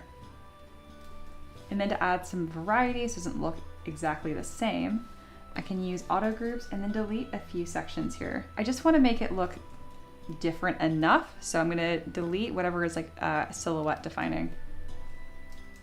Like that strand and that right there. Now it's going to look a little different. And I can move the whole thing up and rotate a little bit. And now it won't really even look like the exact same hair chunk, even though it is. This strand's also pretty recognizable. Sweet. And it's not like you need to hide because you reuse assets. That's not why I'm doing that. It's just because it can look a little stiff when it's perfectly mirrored.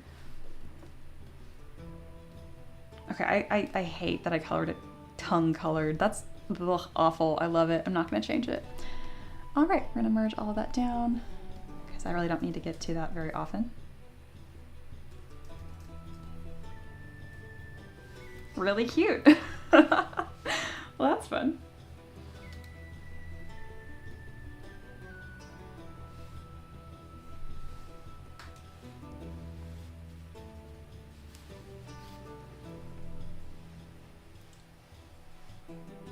Oh, I'm so glad that Mikey's recognized Ian. How fun.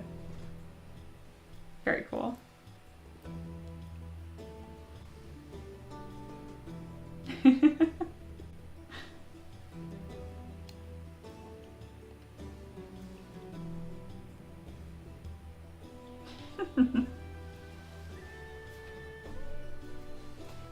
The best brush is the one that gets the job done. Huzzah. Yes, absolutely. Or any brushes that just make you like to sculpt. I kind of got more into that now that I'm doing a lot more 2D work. And for me, again, I harp about it all the time, but the Flip Normals brush pack I am just obsessed with. Again, it's pretty much the same brushes that are in ZBrush. They are really not that different. They just have like a little textured alpha going on, and I just scratches something in my brain. I just love using them.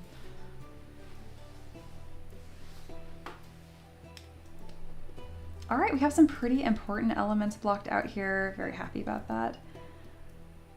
Just coming along nicely. The next big thing that's standing out to me, other than the ridiculous acorn thing on its back, which, okay, the acorn shape is just because I didn't have control to make it look like a basket. For some reason, it just kept coming out like an acorn. But now that's been there for so long, I kind of like the idea of having it be an acorn-shaped basket. So we'll see what happens when I get to that. For now, the next obvious thing that needs some love is the body. Oh my goodness, this is kind of darling still. This original block out is so silly, but it's time to be gone. Oh, it hurts to delete. Okay, I'm gonna merge the body down and then we are going to detail the toad body. You will not have toad hands. And that's actually very important. So that might be the first thing that I work on right now. Okay, we have toad body. I'm gonna put a little stamp of it up here, kind of just for reference. You guys can kind of pop your head up every now and then and kind of see where we started, and then to, hopefully in 15 minutes, a toad body.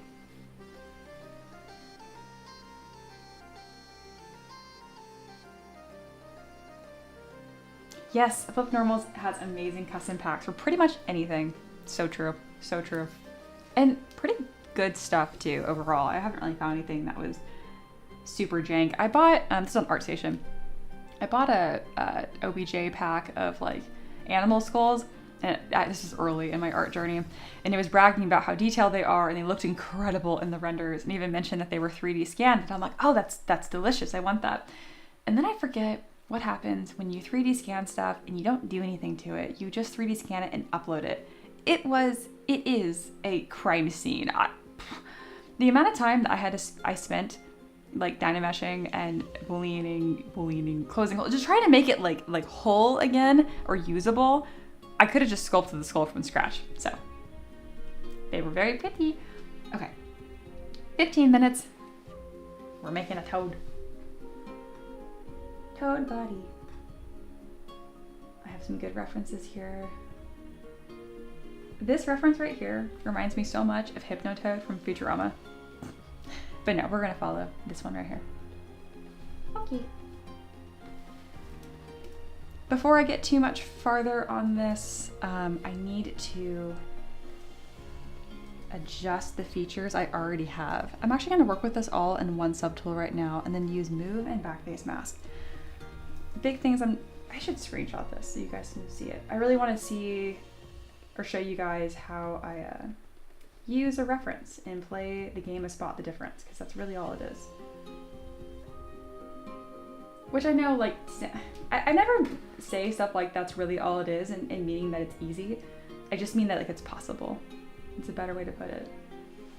Everything is difficult. I changed how the search engine functions on my my website, and it was ridiculously difficult to restructure that because I wanted it to sample a meta field that I added in addition to the title, and it really wanted to do both. And I was like, the only way to fix that would be to make two different search boxes, one that searches each. But that's the worst UX experience I could possibly imagine. So I didn't do that. Where in the world is Shatter? Why aren't you going to work? Oh, I closed you and it made it mad.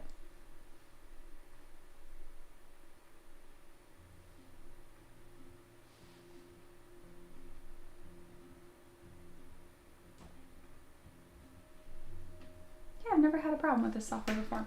I'm gonna give it another 30 seconds, and if it doesn't want to work, then I'm gonna leave it be.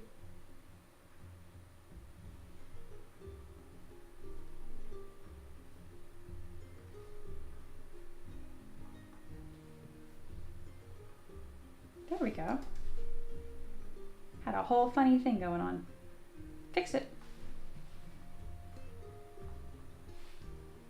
I'm also gonna get up really quick and turn off my heater because I'm cooking in here. Please turn off. Cool. Also, I do have a literal, like, extra layer that I do not need. There we go.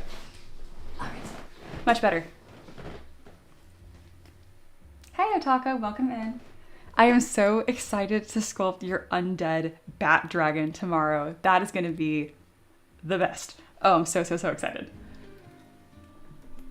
Thank you again for supporting on Patreon and asking for great stuff. Also, you're super fun to play D&D with, so just A+ for Otaka. All right, I have my reference here, and we are going to start using it. This is how I kind of play the game of Spot the Difference. The first thing I do, obviously it doesn't have a head, so I'm not going to worry about that. I'm going to kind of like just squint and kind of see what this shape looks like roughly. I kind of have stuff in the right spot. Good enough. It's recognizable at all. And the next thing I do is kind of, I'll usually do like top to bottom or left to right. I really don't have a whole like rhyme or reason. So I'm looking at the front legs first. I see that there's a line here and a line here. Line here, line here. I like to even just like trace it and to see what it feels like. And just doing that, and from looking at it, I see that the arms are in the wrong spot. The elbow is actually a lot higher. And their arms are so funny. They actually have this like front curve bulge. Okay, it's so a normal arm and like symmetries of the human body have like straights followed by curves, okay? So like, for example, your calf curves and the top of your thigh curves, and it makes this like lovely little S thing. But the toe, the whole thing is just a curve. So I'll have fun with that. I'm gonna use Move and Backface Mask. I'm gonna add this curve here that I see, and I'm gonna add this curve here that I see. That is an improvement. So I'm gonna move on. I do wanna add a volume here as well though. Cool, great, improved, move on. Now I'm seeing that the belly has this beautiful bulge moment going on, and I don't really have room for that on my model as it is. So I'm gonna scoot these legs back and make room for this ridiculous belly bulge. I'm gonna use Move Topological so I don't mess with my other subtools. And now I have that curve. Was that an improvement? Yup, move on. The next thing I see is the back has a really interesting shape where it's like almost like, have you guys seen those weird dermal implants people get where they'll put like a heart, like a silicone heart under their chest, or like a star in their hand? Anyway, that's what that looks like to me. It's like a square in its back. Like, that's really odd. So I'm gonna create that. I'm gonna grab Flip Normal Soft Brush. I'm gonna turn on Sculptress Pro, which is not going to turn on, which is fine. I will just turn on Snake Hook first, and then it works. Oh, it actually didn't, so. I can use my smooth brush though and kind of get the same effect. Using the smooth brush with Sculptress Pro is one of my favorite things to do. I have a really high detail pinup model I'm working on right now, and I need to like redo her elbows. And I didn't have to use subdivision levels or worry about the rest of the model. I was just able to use the smooth brush super small with Sculptress Pro and like create a bunch of topology to then like restructure her elbow after I had posed it. And it was amazing. I cannot believe I would not use Sculptress Pro for so long. It's because I had a really good handle on ZBrush and Dynamesh, and with those two, like, you can really do whatever you want, so I didn't feel the need.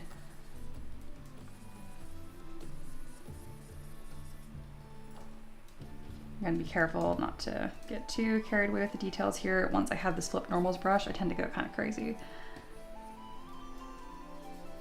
Make your improvement and then get out. All right, we got the belly moment. We have some of this flat back thing, which I don't want to go too crazy on because I did realize we're putting a giant wicker basket on it. Oh, Aloha just shared like a really good reference here of toads. And yeah, so this is that shape that I'm seeing. It's a muscle. I wonder if that's this muscle right here is why they can jump so far. Obviously the way their legs are structured, yes, but I bet that's part of it. They have little frog abs. Oh my goodness. You can't see it because I can't move over, but oh, maybe I can. Yes. What? Little ridiculous frog abs. I mean, I understand a lot of animals and have, you know, abdominal muscles, but like, what is that, an 8-pack? The more you, I mean, that's a butt. That's not really abdominal muscles. Okay, but anyway.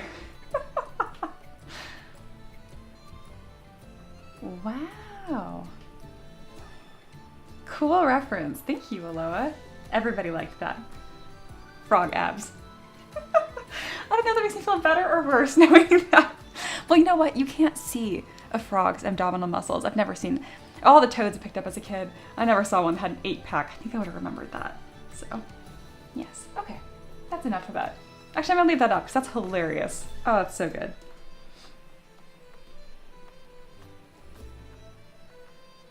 Mikey says, yes, Bat Dragon is going to be so cool. I've been looking forward to it. Yes, yes. So tomorrow we're making an undead Bat Dragon. That'll be tomorrow at 1 p.m. Eastern time. Subscribe and YouTube should tell you about it, but honestly, you should join our Discord instead because that always works. And we're really cool, so come hang out with us. All right, next thing is the legs. So I really goofed up these legs. I just did like an S with the curve brush and called it good, but now we can do better than that. So there is an S, I guess. But what you need to, this joint right here is actually all the way down here. And then their hind legs really are their butt.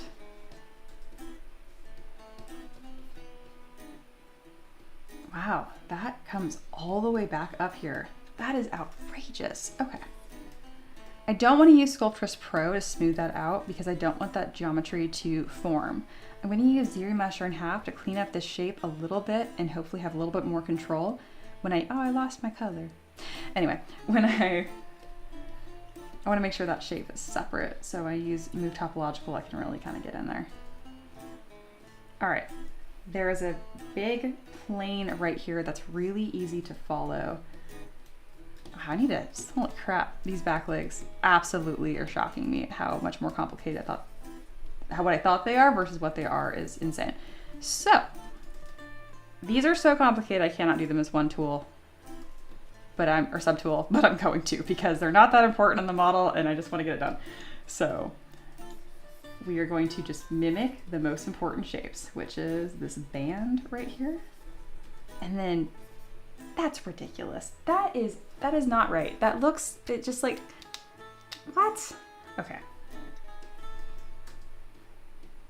Something tells me that toads don't get arthritis because, oh my goodness, they are just bent. Crazy.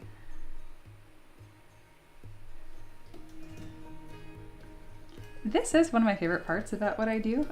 You would think it's like fantasy stuff that surprises me. No, it's already existing things that just baffle me. I just think it's so cool. Because again, I picked up a lot of toads as a kid, and apparently you would think I had never seen a toad in my life. We are going to give them a little butt because they do have that, and I've always thought that was really funny as a kid. So this is a little bit of an homage piece to me chasing toads as a child. Little funny toad butt.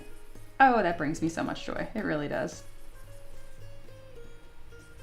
Little toad butt. All right, and then the last major thing I'm obviously missing here is the little fingers. So let's look at these things. 4 toes, 3 toes, 4 toes. I think 3 is just gonna look better, and then I can use them everywhere. All right, to make the hand for the toad, I could do just the fingers, but then it'd be hard for me to use the front and the back hands as the same. So I'm gonna construct the whole thing. I'm going to append a sphere.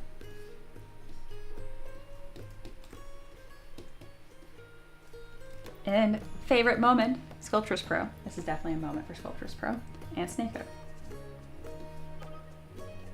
I'm definitely one of those people that when I learn a new tool, it's like if you're a hammer, everything looks like a nail. I definitely do that, kind of to a fault. And right now that's Sculptress Pro. I use it for everything, like everything. All right, we kind of have this little flat section going on. It is a bit more square-like than I thought. Does it taper? Wow, this does not look structurally sound. And I don't mean my sculpt, I mean toads, which should not be real. All right, I'm gonna duplicate this whole thing. And then I'm going to scrunch it over and move it, and that's gonna be somewhat finger-shaped. Going to inflate it, run over it with Smooth and Sculptress Pro enabled. And now we're gonna get our first funny little tendril. Needs to be way shorter. Why does mine not look adorable? Why does mine look like a little claw? Probably because I've sculpted a bunch of those and I haven't sculpted very many toad feet. Okay, you definitely need that little sticky spot. I'm just inflating by the joints and hoping that will make it look like a thing. And yeah, that worked pretty well. I think mine looks kind of nasty. But I am making a monster, so I don't necessarily want to look as adorable as these toads do. All right, and then what is the relationship between these toes and the hand part? This is on the far outside, and there is no bony landmark transition. It is just arm straight into tendril. Really weird. Wow, okay. That's so bizarre.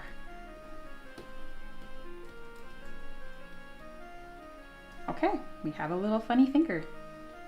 What's the relationship? Are they spread? Do they kind of hold them together? This one's spread, but I'm looking at this little funny guy here, and all of his fingers kind of... Oh, my little hat. Wasn't expecting that at all. Okay, so distracted. They kind of just do whatever I want them to do. Okay, sounds good. I don't need to care about it. I can just move them wherever I need to. Are they all the same length? No, the middle one looks like it is slightly more forward, just barely.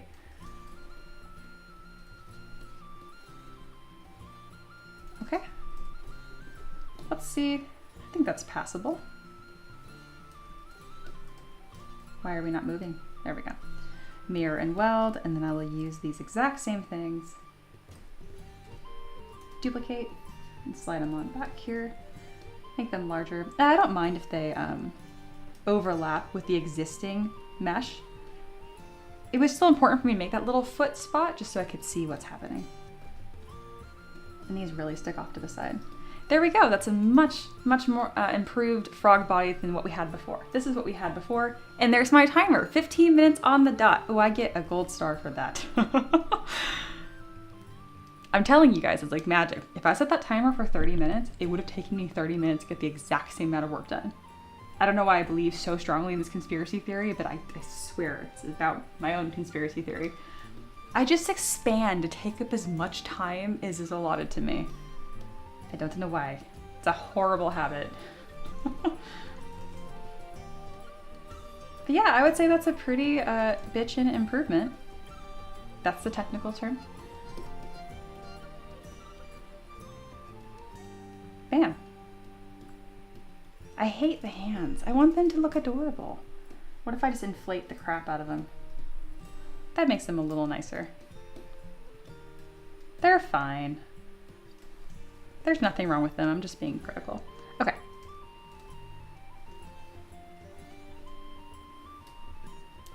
I want all of this to be one piece in green. Great. So there's a little before and after, and then we'll do a little... Gosh, that is incredibly funny to me. I don't know why I have the sense of humor of a 12-year-old boy, but anyway. It's the little things. I'm gonna take a little break here. I'll see if the chat has any questions. How are my peasants doing? There we go. Frogs be shredded. No kidding. And I'm talking about tomorrow's stream. For everyone who knows it, it's a tarot geist from tarot. Ha, terror. But let's be serious, like poltergeist, tarot card, that's a monster to be cool. That's not what we're doing. We're doing a terror geist, which again, undead bat dragons, I'm calling it, from Warhammer. Very cool. Awesome. Mikey says, and they're asking about my 2D art journey here, which is the class we're taking. Is it just the head or more anatomy stuff? Yes, it's all of it. I'm just starting with the head because my entire goal for getting good at 2D is just so I can draw hot people. That's it. You don't need a great motivation with art. You don't need some grand purpose. I do make art is my full-time job and I make 3D printable models. But that being said, when you have a hobby, and 2D art is a hobby, yes, it improves my actual work, but it's not my job. You don't have to have like a noble inspiration. You can have something that's kind of dumb. And genuinely, I just want to draw hot people. That's it. Ideally doing hot things, and not in the smutty way, but like a Valkyrie, you know, like a female warrior riding off, like hot people doing hot things. That brings me so much joy, and that's what I want to do. So that's why I'm learning how to draw in 2D. Yes. Hot people equals great motivation, right? And another fun thing, and Ian will understand this, when I say hot people, you would be surprised what an artist means by that. Like, a lot of people on my channel know that I'm obsessed with noses, especially hooked noses or big noses. I just think noses are so cool. And it's funny because I'm actually really not very good at sculpting them. But interesting features I tend to put in the hot category. Yes, so you can expect. And it's not even about like, oh, I know, like diversity, representation, other buzzword. No, there's a lot of hot people out there. I would be bored if I just drew the same one over and over again. So yeah, absolutely. Yes, Otaka always has awesome requests. What a cool customer to walk in and slap down a grimdark model to sculpt. Yeah, that's Otaka. But Otaka changes stuff up though. Like one of the most recent requests for me is to sculpt the lo-fi girl, which again is a throwback for me because that's like partly what kept my sanity together in college. Yes. Ian said, "Oh yes, the features that make you notice someone, like being 6'4". Just kidding. That is funny though. And to be fair, if someone is tall enough or just odd proportions, that can be interesting and hot too. So, not usually though. Coming from someone that is exceptionally gangly, it's fine. If I had a bit more torso, I think it would, it's not about being balanced, it would just make more sense. I have to show you guys, and when I find it, an old picture of my family, old, like early 1900s, and just a bunch of Benzeens standing there. And it looks like they have their pants pulled up to like their breastbone, but they don't. We just have like no torso. So I like doing yoga a lot, and a lot of the poses, like obviously you're bending and stuff, and like it is so easy for me to put my lowest rib into my pelvis. It is not even funny. I just don't have any room there. Anyway, people. Okay. Toda's here. Hello, hello. Ayo. Hi, Em. How are you? I'm good. I am sculpting a yokai monster. We recently did our last little 15-minute sprint here, taking this little blob body into an improved toad body, which was mostly me just going insane over these hind legs and like baffled at how weird and cool they are for 15 minutes. So yes, I guess. Oh, I missed Empress coming in. Where's Empress? Because she said hi to Tiramisu. I don't see Empress. I'm sure they're here though. Hello, hello. Okay. All right, that's a good little break. I'm actually gonna take an even longer, like another 5-minute break here to probably eat like a waffle or something. I finally bought a toaster, guys. I don't know if I told you guys that. So I'm no longer eating frozen Eggo waffles. They are now toasted. Really moving up in the world. I'm just kidding. We could afford a fucking toaster. I just didn't buy one for 2 years. I don't know why. Okay, take a break, get a fresh coffee or a tea. If you haven't stood up in 2 hours since watching the stream, I encourage you to stand up, shake out your shoulders, and I'll see you in 5 minutes, okay?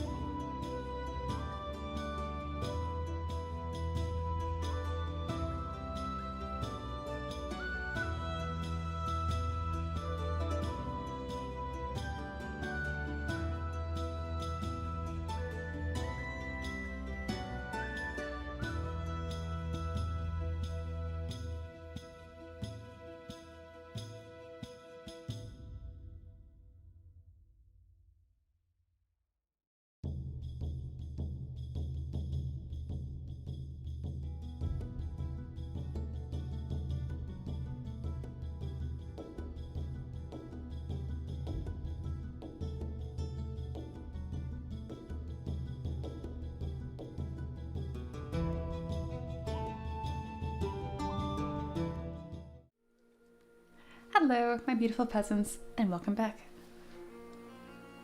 I had 2 waffles, it was great, thing recharged, had a good little break, and ready to keep sculpting this toad. I also realized I have not told you guys once that I launched a new project. I have a Kickstarter live right now. Forgot to mention that. It's pinned in the chat, you can check it out if you'd like to. It's good stuff. It's all made by me. It's also the only other way to get a model request from me, so there's also that. I've already had 6 or 7 people buy the model request tier. So that project's gonna expand by almost 50% just because people supported. So pretty cool. One of the requests is for like this possum lady herbalist, and she's got a bunch of little baby possums on her because she's a possum. So freaking cute. Really excited to bring that character to life. Okay, and let's continue.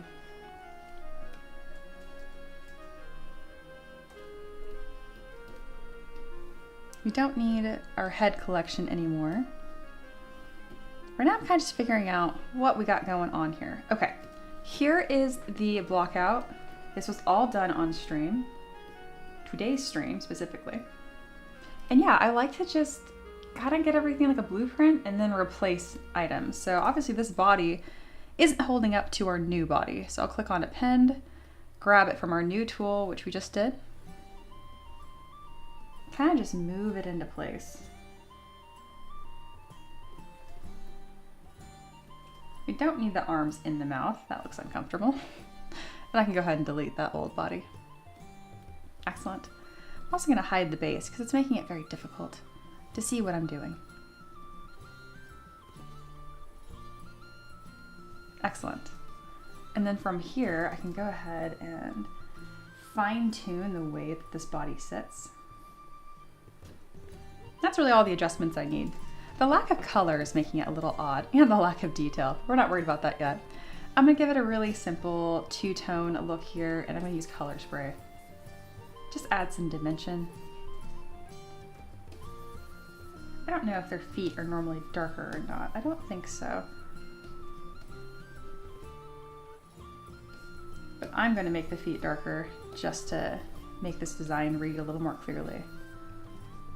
Excellent. It is time to work on that basket, which is definitely the least developed thing we have now.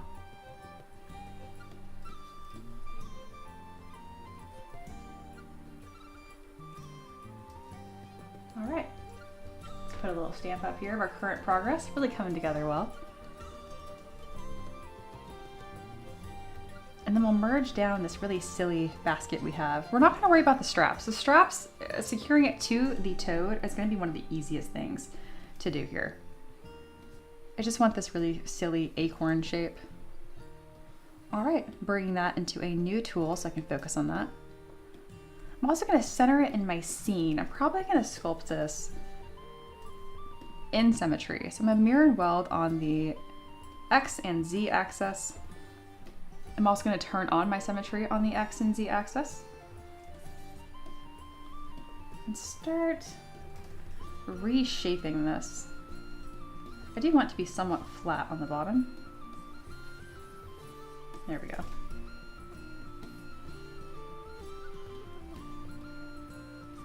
Excellent. Let's go ahead and make the lid its own piece. Great, we now kind of have a little blob shape here to start refining and creating this basket. Hello, monkey, welcome in. Yeah. Oh no. I'm rooting for you, Paint. Hang in there. All right, I'm gonna set a 15-minute timer here and we're gonna make a wicker basket.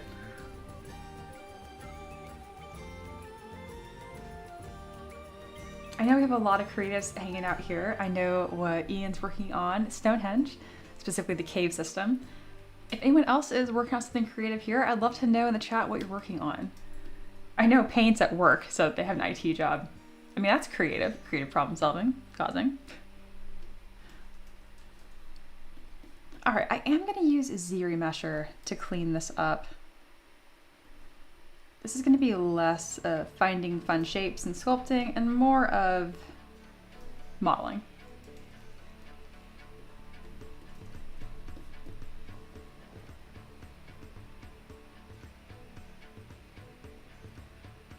There we are. Something that'd be really interesting is if we had the wicker basket open slightly. Ooh, maybe with some limbs hanging out. Oh, that'd be cool. I might do that. Radial symmetry would really be a better way to go here, but I'm too committed. I'm 3 steps in, I can't go back. I don't think it's gonna save me that much time. All right, we have these 2 shapes here. What makes it look like a basket? I don't know. What does a basket look like? On today's episode, that's all what being an artist boils down to, is like, what does that even look like? I don't know. And then like looking up stuff to see what that thing looks like. Yeah, I don't see. Yeah, we got a 3-way tie I want to work on, so I picked the head. Is there any basket stuff in here? If you guys have like a wicker basket thing idea, you're welcome to put it in Tabard Chronicles in our Discord. I think some handles would help. So I'm going to append a ring. I'm going to cut it in half. ZBrush it down.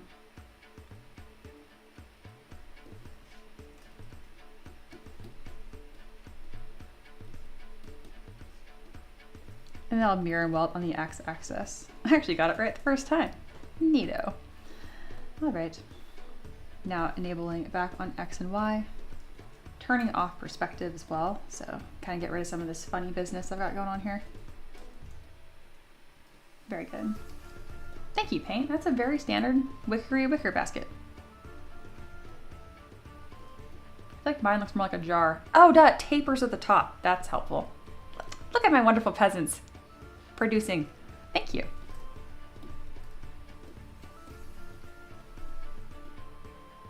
The taper is what I was missing. Yeah, I completely forgot how a basket functions.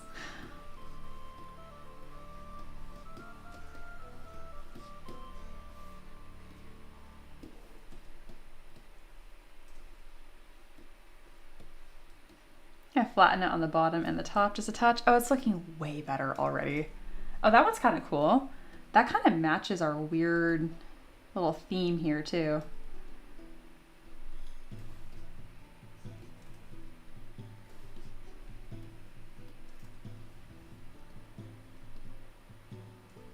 What in the world's going on with that? Probably because I have X and Y turned on and it made it angry. Yes. Okay, I like the little dot on top. A sphere. I cannot, you know, the dot. It's not like I work in 3D or anything. I think an African market basket is a good reference. Me too. Oh, that's beautiful. All right, we're gonna go to ZModeler and see if I can add some refinements to the shape here. I'm gonna extrude just like these really big poly loops, and then I'm gonna subdivide them and see how they round off for me. Pretty good.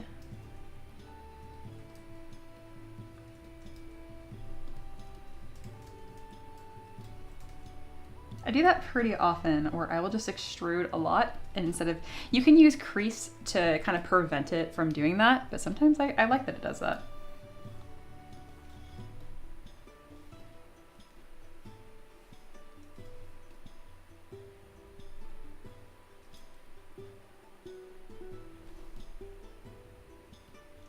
I like that's kind of lumpy and odd looking too.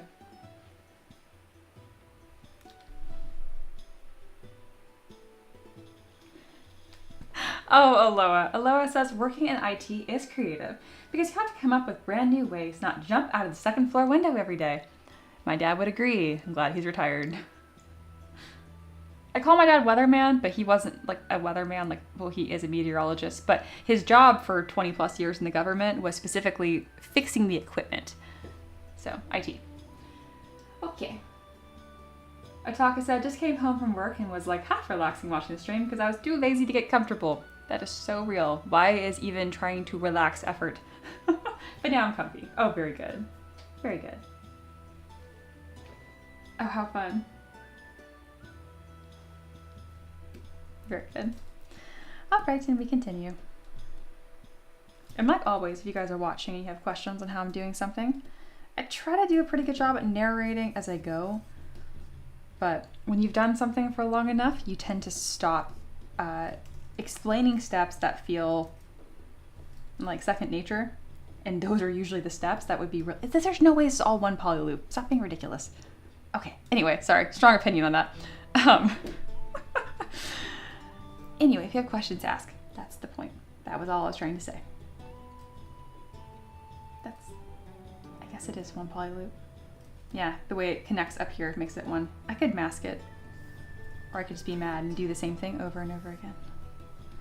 If you hold down Option, you can mask areas, and then you can extrude polygroup island, and it will do what you want, assuming that's what you wanted.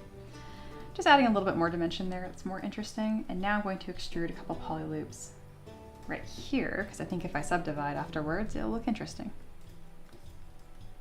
Why is it not rounding off? Why is it acting like it's creased? It's really odd. What?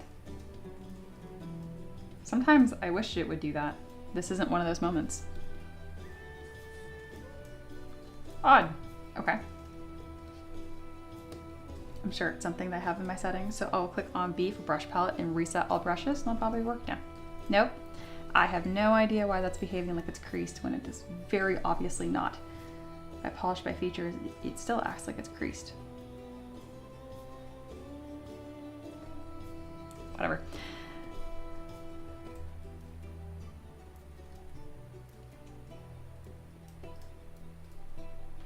I'm going to dynamesh you because you're not behaving the way I want you to.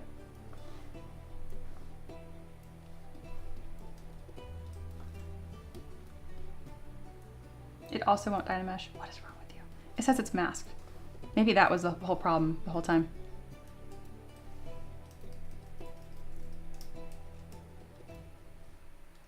That was the problem. It was masked, but didn't look any different at all. Gotcha. Fixed. I always like, usually I'll just move on when I'm not streaming and be like, oh, whatever, just duplicate it. It clears the problem. But on stream, I really like to be picky about it because there's someone that probably had that problem and I'm not in a rush. I can figure it out.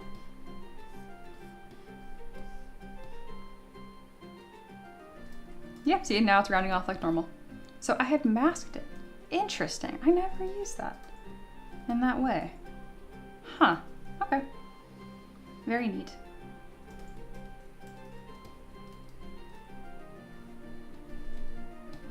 All right. I want this to be lowered. It looks like a funny, weird little pot now. I like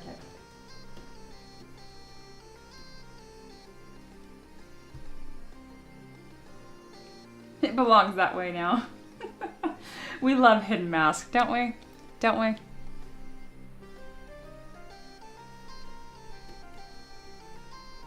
All right. Now I'm going to kind of just like blanket apply a noise modifier and see what that does. I'm actually not using a noise surface modifier for like surface noise, which is like I use like really small details like skin pores or just like a little bit of roughness or texture. I'm actually gonna use it for the entire basket weave if it feels so inclined. All right, click on comma for lightbox, then noise. You got a couple you can pick from. This one does a pretty damn good job. I like this one as well. This one has a bit more of that surface noise I was talking about.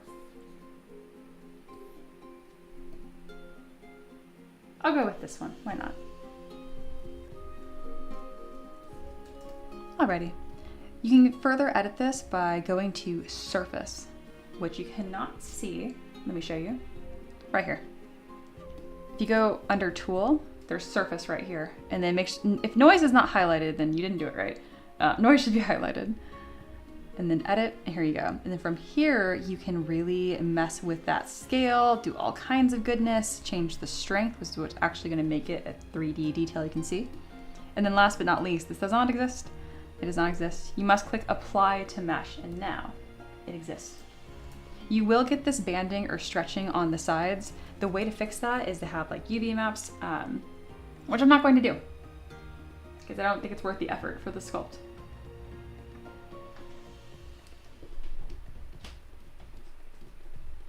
All right, and then what I normally do for stuff like this is I actually very rarely just click Apply. What I do more often is I click Mask by Noise, and I further refine the mask, and then I'll like inflate or I'll sculpt on this manually. That's usually the way I end up using surface noise. And then we might as well add a little bit of color while we're here, huh?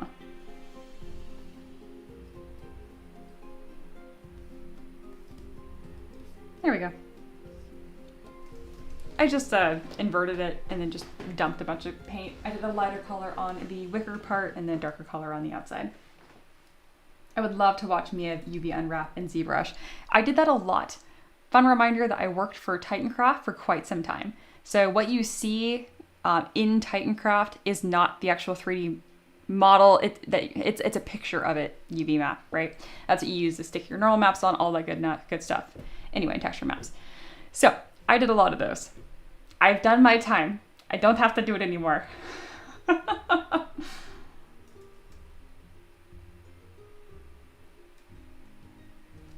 Aloha says, surface noise is a fantastic base to work from, but this looked great from the start. Yeah, every now and then it kind of just like works perfect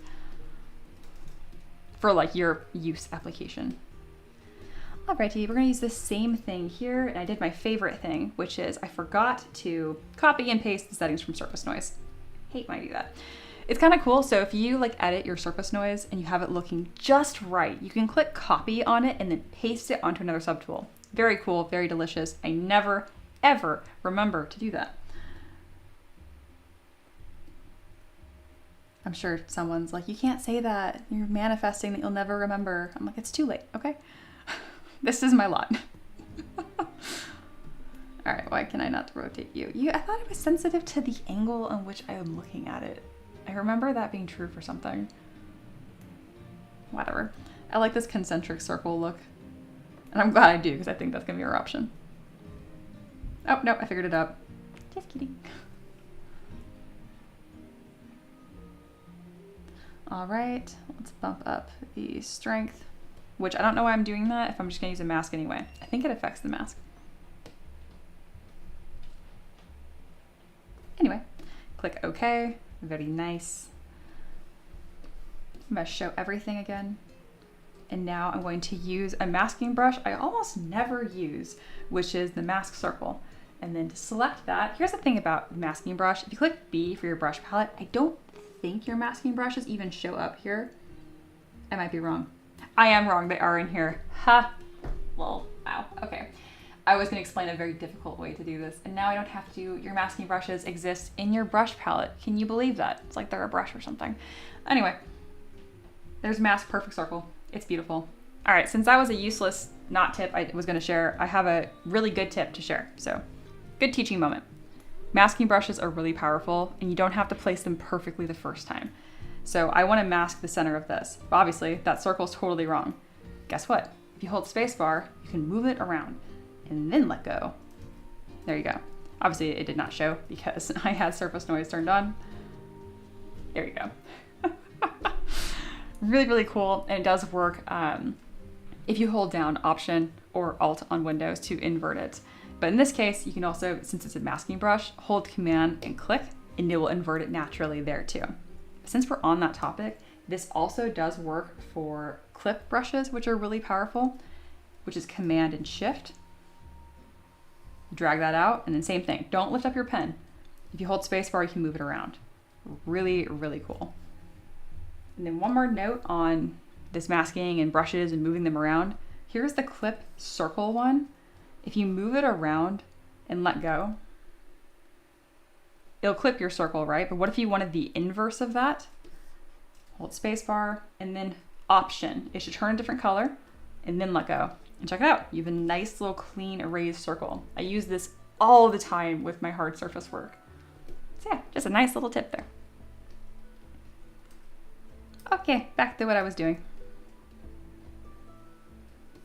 I'm still baffled that this whole time the masking brushes just exist in the brush palette. I don't know why I've never looked from them there. Okay, I cannot stop myself. I'm gonna show you the hard way. So ZBrush has a little brush icon. It'll tell you what brush that you're using. If you hold down Command, it'll activate masking and this will change. Same thing for smooth, hold down Shift, it will change. So if I click on this right now, it shows your whole brush palette. But if you hold down Command, masking brush, click on it, it will only show your masking brushes. Isn't that cool? Fun fact, these all exist in your brush palette anyway. I am just blind. I have been using ZBrush for 7 years. True story. Okay, that's enough. Oh my goodness. Any questions? No, I think we're doing good. Oh my goodness. Oh, I would love that. What is Titancraft? Google it. It's Hero Forge, but better. Totally not biased because I work there.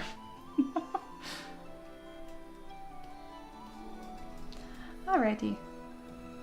We are going to mask by noise. Ooh, that didn't do a very good job, did it? Oh, because it's super low poly. That'll do it. Subdivide, add more polys. Command D. There we go. What's really cool when you mask by noise is not only do you have more control over the way that you're sculpting on it, like this, but you can also blur and strengthen the mask like normal. So if I hold Command and click on it, it will get blurrier and blurrier. If I hold Command and Option, it'll get sharper and sharper. And so you can, I've actually used this exact effect to get a water reflection look, specifically with the surface noise, because it kind of looks like the shapes you get like when you're in the pool and there's like that reflection or whatever. Yeah. Tips. That one's horribly niche. I don't know when you would use that, but I've also used this for spider webs. I tend to use, again, if when you're a hammer, everything looks like a nail. If I learned one alpha or one technique, I learned how to use it for a lot of things. Okay, moving on. We're gonna mask my noise, and then we're going to mask again, because I just want the top of the lid to have this. Making sure you have mask circle on. I'm gonna drag this out. Obviously it's not in the right spot. Hold spacebar, get it to the right spot. Option to invert it. Oh, it did the opposite of what I expected. Okay, not option to invert it. Why are you hurting me, ZBrush? There's a way to do this. Why am I having a hard time thinking of how to do this? I'm clearing the mask. But I want to clear the mask on the outside. Oh, I now know how I have to do this, and it feels like too much work for my brain. So I'm just gonna manually mask the edges like a heathen. Oh my god. I'm laughing because I just spent a lot of time explaining something that I enjoyed, and all I had to do was that. Wow. Really overcomplicated that. Love to see it. Hey, someone watching learned something. So, yeah. You know who you are. Someone. There we go. All right, easy poly paint. I want this exact same color. I'm gonna click C while holding over it. Fill object. Great. I'm going to invert the mask. C on this darker color, fill object. Bam, looks exactly the same. It actually doesn't. This is a little warmer in color. It looks really close. Oh my goodness.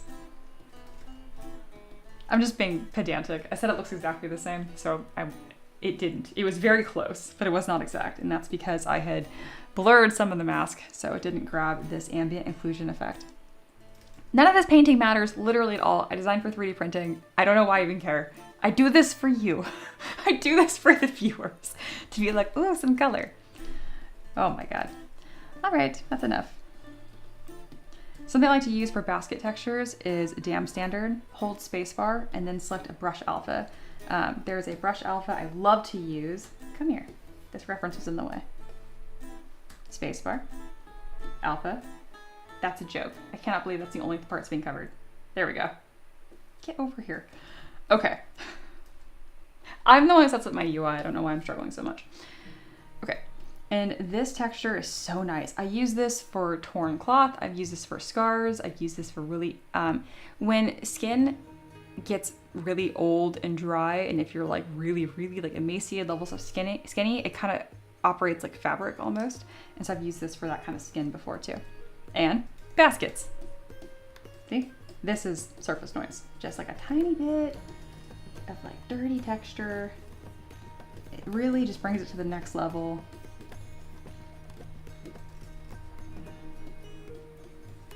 And then for things that are less important, like the handles, I'll just throw a bunch on it. Nah, I don't like that. There you go. If you want more, use your contrast slider. Contrast slider is super powerful. I use the contrast slider a lot because, again, I designed for 3D printing. Wow, I designed for 3D, it's so big. I designed for 3D printing. And so you want especially exaggerated like peaks and valleys on your model to catch paint. Beautiful. Let's merge all of this down. And I'm going to decimate this. We made a basket.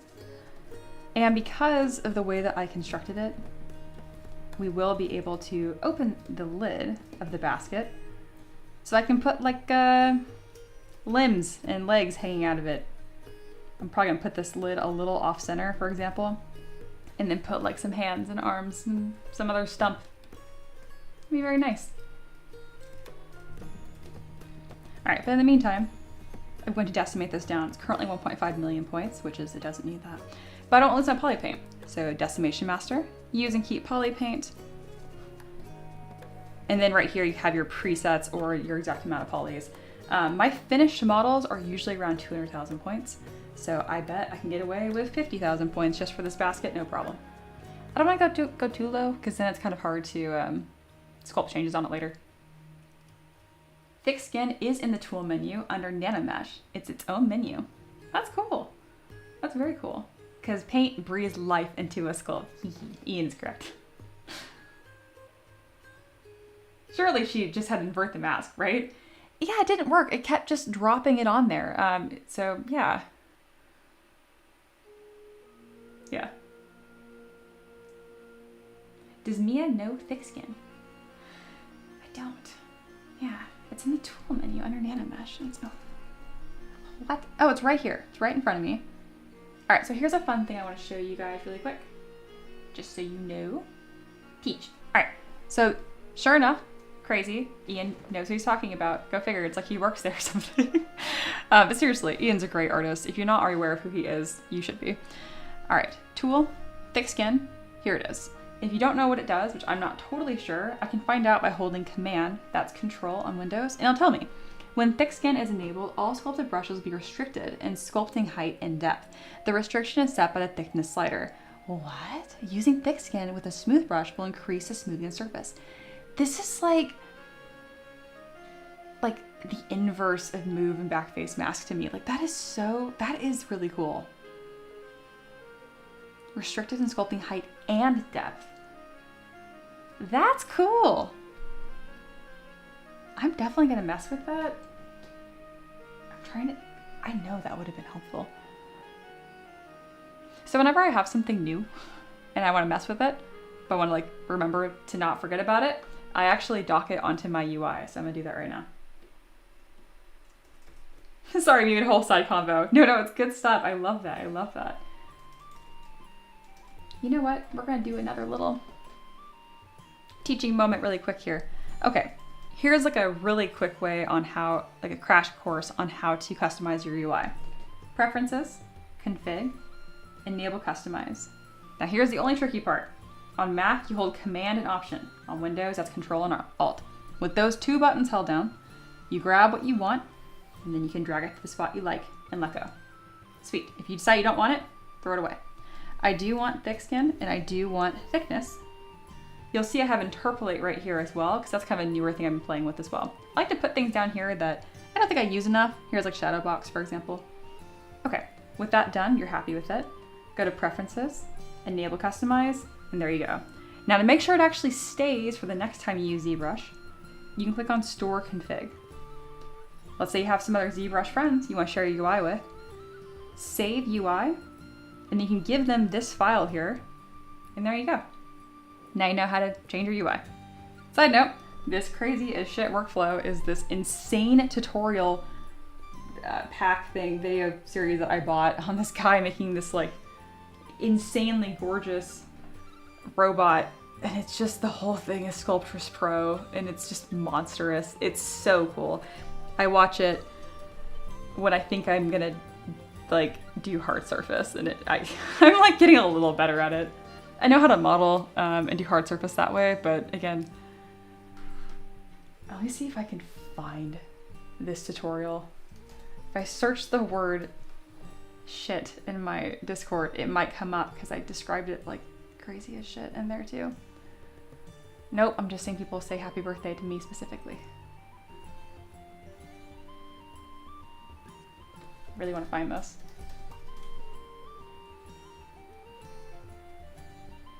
Ha! I found it. Very good.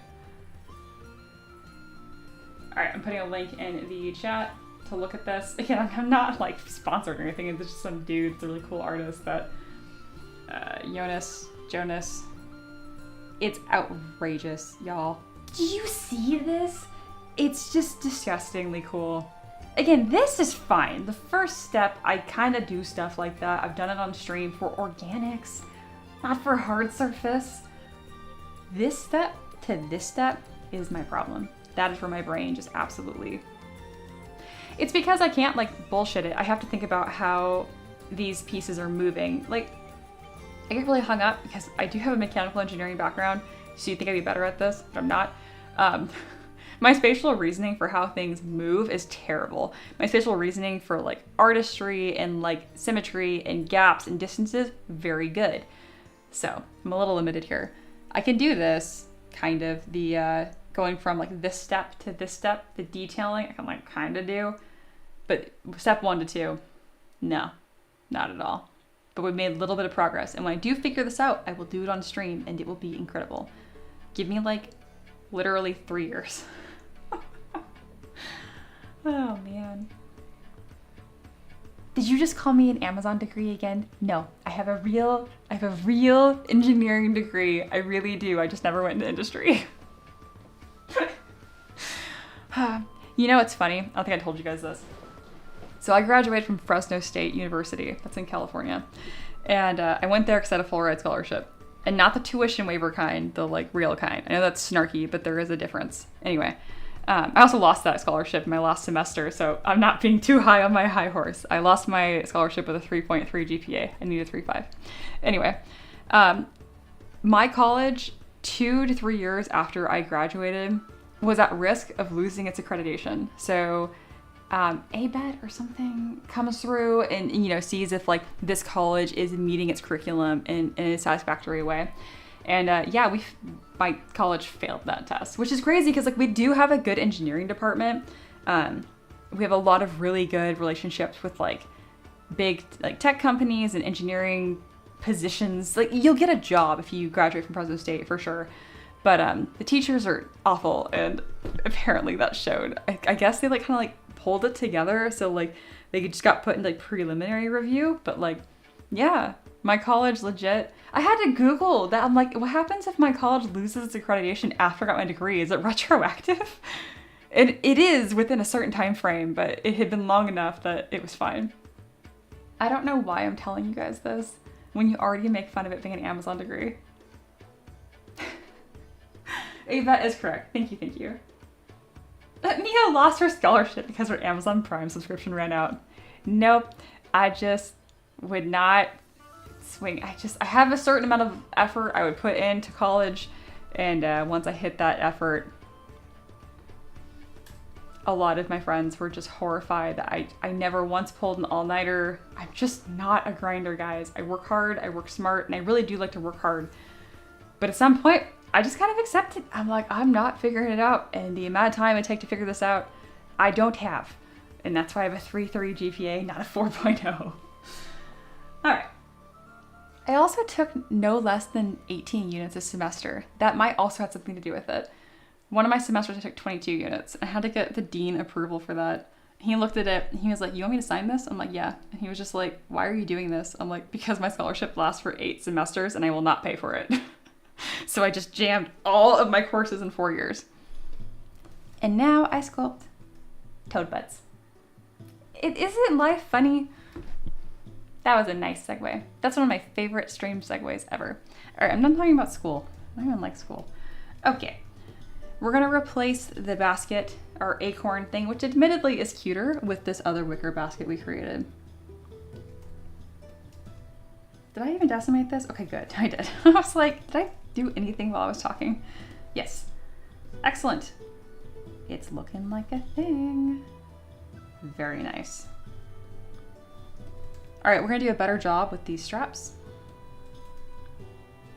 And we need to add some personality to this basket. Yes, even a basket can have personality. You ever heard of a basket case? Oh, that was so lame. All right, so the way that I'm gonna add visual interest to this basket is a couple things. I'm gonna break symmetry. I'm gonna skew the lid just a little bit. And then I'm gonna have some limbs and hands sticking out. I am undecided how alive I want the hands to look. I don't know if I want just like a literal hand sticking out, or if I want it grabbing the edge. Either is quite nice, I think. I'm also going to skew one of these handles like it's just kind of falling apart. No, that looks dumb. Just a tiny bit.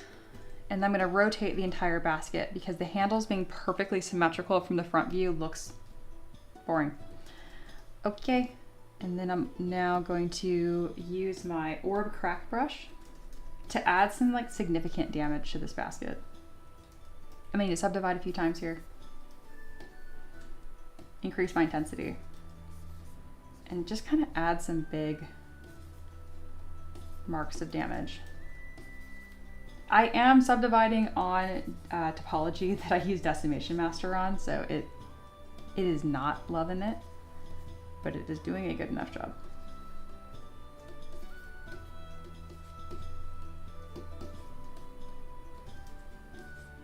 Yeah, isn't it funny? You do all the sculpting makes me look nice, and then you come through and you mess it up. Don't neglect your objects. There's so much you can do with them. All right, where am I gonna get limbs? And arms and stuff? I don't know. Just Lingual says, I love school, but senioritis is real. It doesn't help that I double majored engineering. Are you mechanical and electrical? Because that would explain a lot. Oh my God. I really hope for you. Oh no, you're doing aerospace. That's right. I just think you already have a job. When I think of Just Lingual, I think of you and your wife happy in space. That's just the mental image I have of y'all.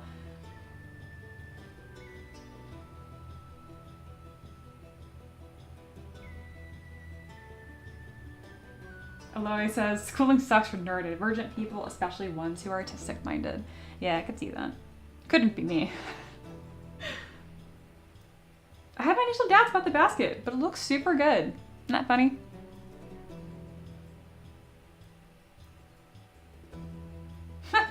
Ian says, I only have a high school diploma, so you're doing better than me. Yeah, so on like odd days, I think it was worth getting a degree, and then on even days, I'm like, it wasn't worth it. So, I don't know. Sounds good. Bye. Thanks for hanging out. Very good. Mechanical and aerospace with research in biomedical. That's right, because I was gonna do biomedical, but my college didn't offer it. Mikey says, not as smart as engineer. Just so ingrained in me. I don't really know any engineers that think they're smart. Like, it's hard to explain, but yeah. And you're right, because I already work on it as an engineer in private jets. There we go. There we go. Oh, I shouldn't have deleted that basket. It was kind of a nice basket. Oh, I immediately regret that. Let me roll back that save a little bit. Go in quick save. Come back. There you are. I might have to re-damage the basket, which is fine. Yeah. No problem at all. Just Lingle is amazing. All right, grab basket, stick. I really want to detail the body a little bit. And I want to make this base less obnoxious. So to do that, we're gonna get rid of, I don't like this rock at all. Bam.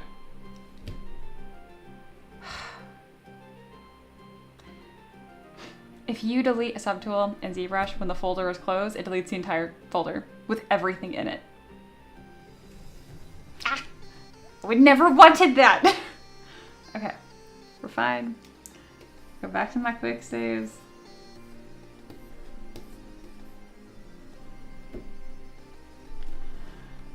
Okay. This is why I don't use folders, okay?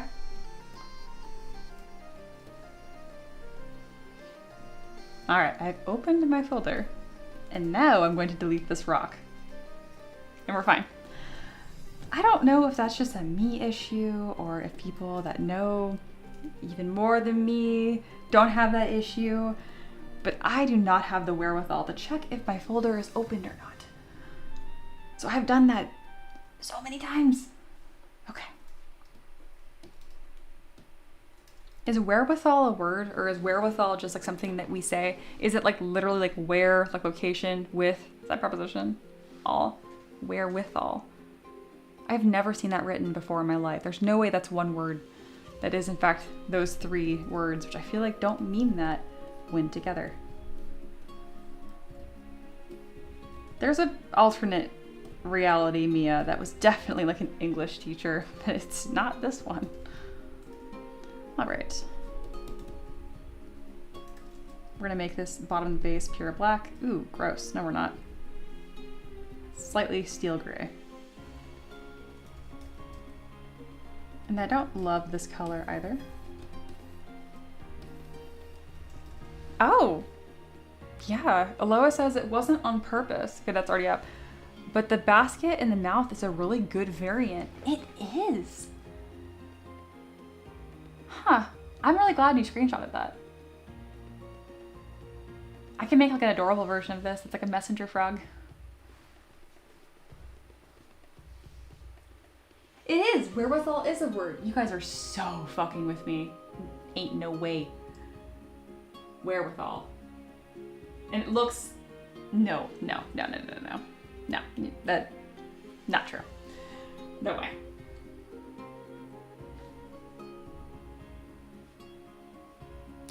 It is. Wait, it's specifically the money or other means needed for a particular purpose. So I used it, right? I don't think so. Paint, you're in IT. I don't believe you. Paint has the skill to make that fake web page and screenshot it within that short amount of time. Sorry, it has to be someone that's not Paint. Paint could do it. Hey, Avi, welcome back. What's up? As opposed to wherewithal. Like, you can wear those socks with all different outfits. Monkey, you kill me with the dad humor and with the fact that I read your comments with such confidence, and you do that to me. Paint crying because I don't believe them. It's kind of a compliment. We're gonna subdivide this, mask the bottom, blur that mask, and then increase the contrast so it's grittier. Before, after, grit. Very good. See, I stopped setting a timer and now I'm getting fuck all done. Whatever, having a good time. We're gonna paint these flowers because I feel like they need a little something. To do that, I'm gonna click C so I have the same color. I'm going to shift it to a slightly more pink hue, and then I'm going to increase the saturation and decrease the value all at once. I'm going to change my paintbrush to drag rectangle and enable backface mask. And then wacha, look how cool. I'm gonna lower the RGB intensity because that's ridiculous. Isn't that nice? I feel like I can do a better job. I usually use this for like if it's glowing effects, but in this specific instance. I think I need to paint this the other way where it's a really dark pink and then I use the, damn it, I use the light pink on top of it.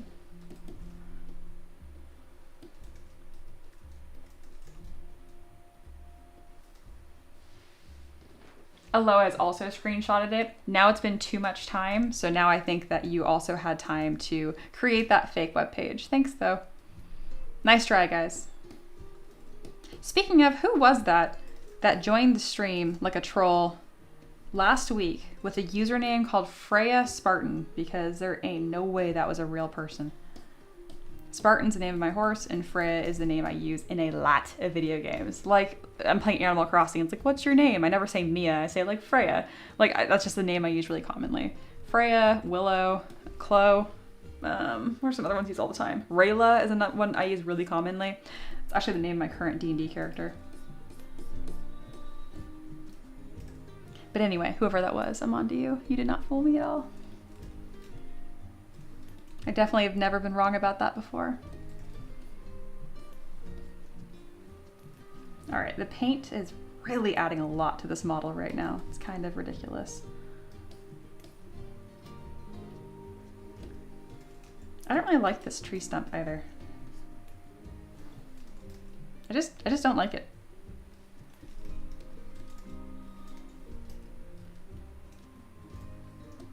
I also don't think this stream of water makes any sense. So I'm going to Dynamesh it into one piece. And I need to make this look like disgusting bog water. What does disgusting bog water look like? Yellow? I think it'd be yellow. Yellowier. All right, we're gonna use paint. That's because I don't want to look like the frog just peed in it though.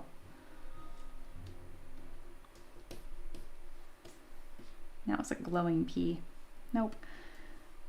Can someone give me a picture of bog water? Hi, stream.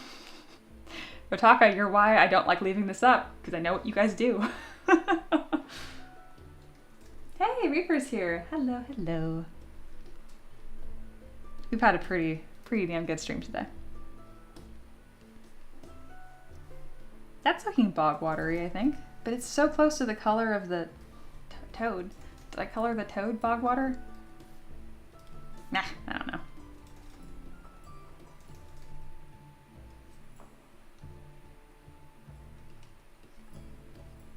Bog water.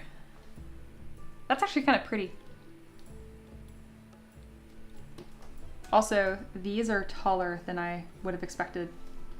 So I'm gonna make those a little bit sharper, use knife rectangle, and cut off the bottom. Don't be adorable. Oh, I have subdivision levels. Just kidding. ZBrush was right.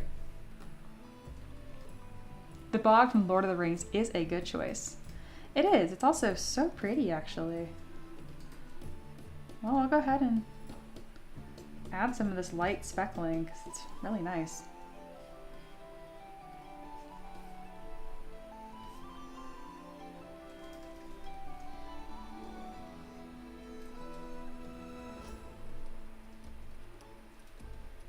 I need to color her head darker so she doesn't look bald. I could just add hair, but I will not do that.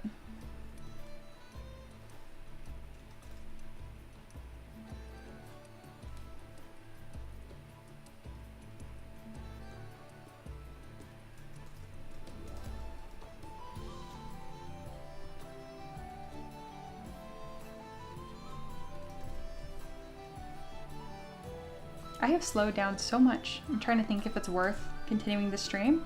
And then I realize I don't think you guys hang out with me because I'm being productive. It's because at the beginning of the stream, like I'm so quick and I'm like, wow, I'm killing it.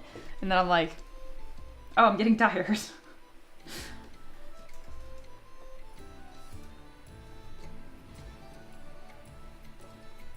All right, we are going to start adding the straps. Why are you being so slow? Oh no, it's doing a good job. Great, and I held down shift to achieve that. I'm not gonna go over it unless someone asks, but the curve brush is very powerful. If you hate the curve brush, you shouldn't. I promise it's not that hard to use. But like anything, nothing is easy and nothing ever works ever. So yes, but it's worth it, I promise.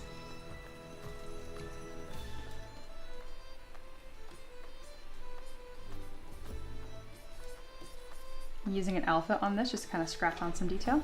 Now I'm gonna duplicate these straps, and I think I can just move them around and it will look good. I am not certain on that.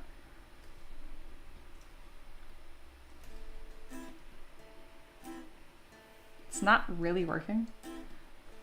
I could just make a new strap, but I refuse.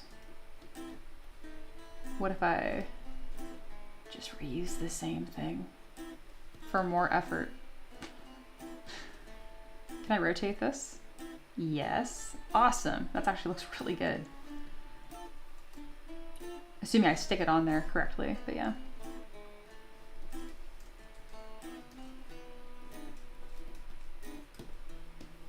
Now I'm gonna grab this strap right here, move it over. Where this middle strap goes, who knows? We're gonna pretend there's something on the bottom of it. I don't know. Magic the Gathering jump scare. I have not played Magic the Gathering in so long. I will not tell you guys how many cards I've bought. I refuse, but it's way more than I should have. It's like gambling, which I've never had a problem with, but we're gonna leave that there.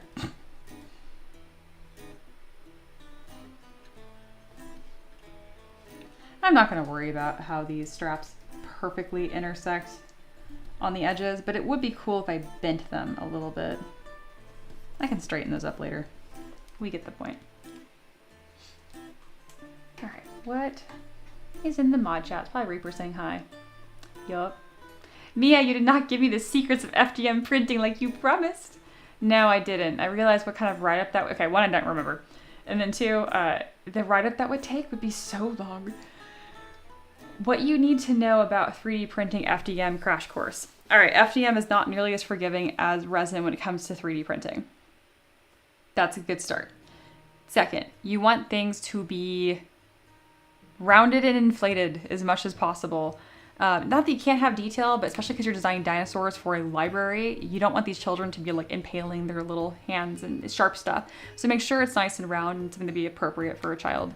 So like, for example, my cherry blossom dragon is not child appropriate. I don't think they would hurt themselves on this. Oh, maybe.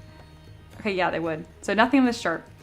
See how like thin these elements are? You cannot do that on FDM. You actually can, but I don't know what kind of printer you're dealing with, so I'm gonna say no. You want it to be round and thick, and then when you're doing supports, use tree supports. I like using Cura. I actually use Bamboo Studio now, but Cura is free. So you need a slicer, you need Cura. Use tree supports. Make it as close to a primitive shape as possible, and that will get you like 99% of the way there. There's your crash course. Yep, already got the round stubby down. Then you're good. The last bits are Cura and then test print. And what's really tricky with you, since you don't have experience yet with 3D printing it, you're not gonna know if it's your design or your supports. So send me a picture of whatever before you print something, and I will tell you if it is the design or your supports. You can just use the Mia cheat code. That really goes for anyone that's hanging out in my community. If you were designing something and you're like, hey, will this print? You can just send me a screenshot. Depending on my mood and amount of time, I will just tell you yes or no. But if I'm feeling gracious, I will tell you why.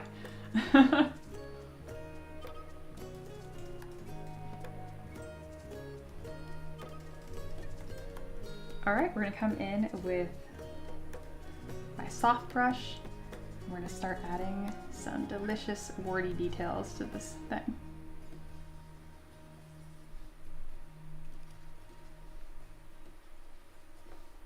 I would like if this had poly paint. So I'm gonna paint, or I'm gonna sculpt with poly paint turned on. I almost never do that.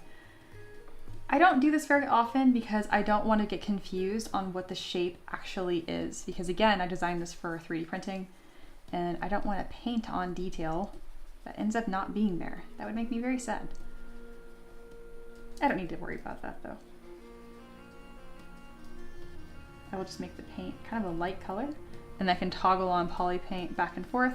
Ooh, that's really hard to see. And then I can see if I'm actually getting a shape or not.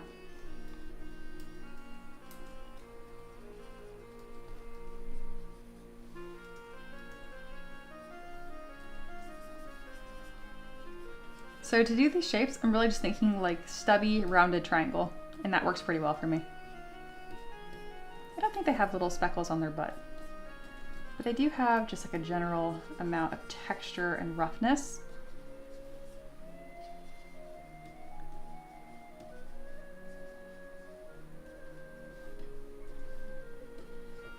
How's that looking? Pretty good.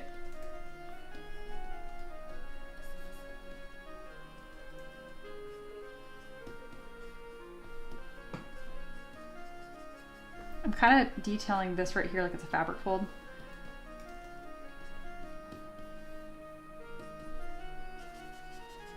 I don't like that that went through. Stop it. There we go.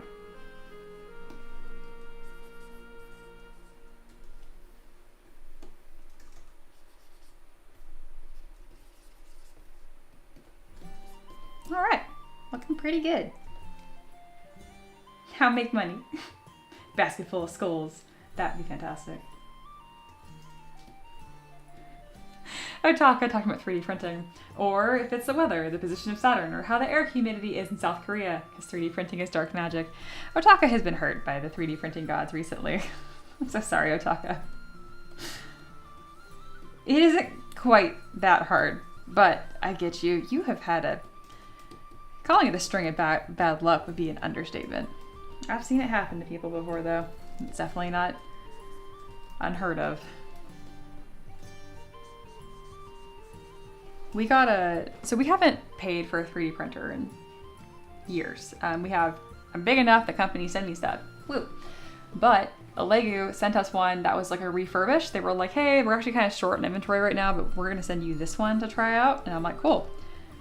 And then they sent it, and I'm like, hey, I have like an engineering background, so I can see when stuff is wrong. And they're like, that's great. If anything's wrong, just tell us, and we'll send you the parts for free. I'm like, okay. And so I messed around with it, and really my husband figured it out, and he was just like, this part is obviously broken. And we sent them a picture. It was a screw that was literally sheared in half. And I'm like, I need this replaced. And they were like, those don't do anything. And I was like, the set screws don't do anything? I was like, can you get me in contact with an engineer? Or can you just listen to me? Like, if you don't want to send me stuff for free, that's fine, like I'll pay for it. But like, where's the listing or whatever? But it was super annoying. It's the only bad experience I've had with Lego. I really like Lego. All the partnerships I've done with them has been really good. But that was super annoying. That's my only bad experience. Still blows any cubic out of the water. They were so hard to communicate and work with. I don't know if it was a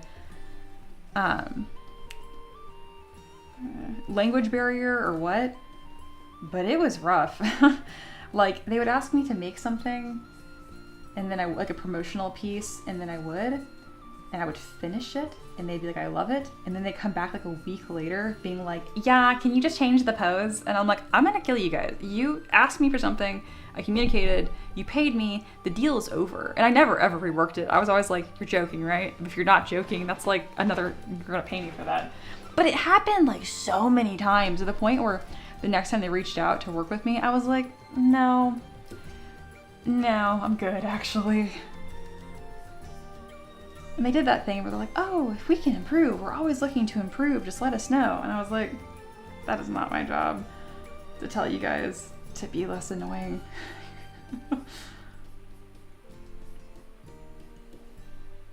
If I was a different kind of creator, I'm sure I would have done like a story time on that. I don't know, I said that's so rude. I follow lots of like YouTubers that do just drama and tea and bullshit. Like, I think it's D'Angelo Wallace is like my favorite to listen to. But anyway, I just don't make that kind of content. I just don't. I talk about it in vague details on my streams and then never again. If I do this for long enough, you'll be able to make a compilation of all of the tea I have very slowly and vaguely explained. But that's the best you're gonna get. All I'm gonna say, like, as like kind of a warning to all of my artists, especially artists that are watching that do commissions. Like, listen, just because someone's paying you for something doesn't mean they're paying for you to put up with them. Some people are expensive. They are like energy vampires, and they're just belligerent. And the worst part is these people are usually really nice. Like, they'll say all the right things, but the fact of the matter is they can't respond to an email without sending you an essay. They can't commit to a deadline. They can't pay you on time. These people are to be avoided like the plague, okay? And I can sniff them out from a mile away now, but in the beginning it's really common to be like, oh, I got a commission, I'm so excited, and you accept everything. I encourage you not to. Be really careful. Be really, really careful. I know it's exciting. There's time to be excited. Just be picky. Just be picky.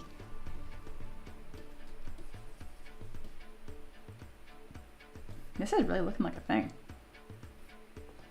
Oh my gosh, this is so cool. I love them. I'm kind of like zenning out to details, and just like, I look at it and I'm like, oh, who's this? That's so cool. Am I the only person who's had a good experience with Anycubic support? I wasn't working with support, I was working with their marketing department. Yeah. Oh no, the build plate. Rip. Worse than Comcast. That's really funny. Yeah, oh, those screws? Yeah, those are our cosmetic screws. They don't do anything. That's pretty much what they told me. And I was like, I don't want to do the degree thing, but I'm like, insert degree. Like, I build things. Like, what are you talking about? And the worst part is, where that screw was broken was where it wouldn't print. So like, obviously build plate, right? In this corner, it would never print. And that's where the screw was broken. I was like, you guys are making me feel crazy. Oh my gosh.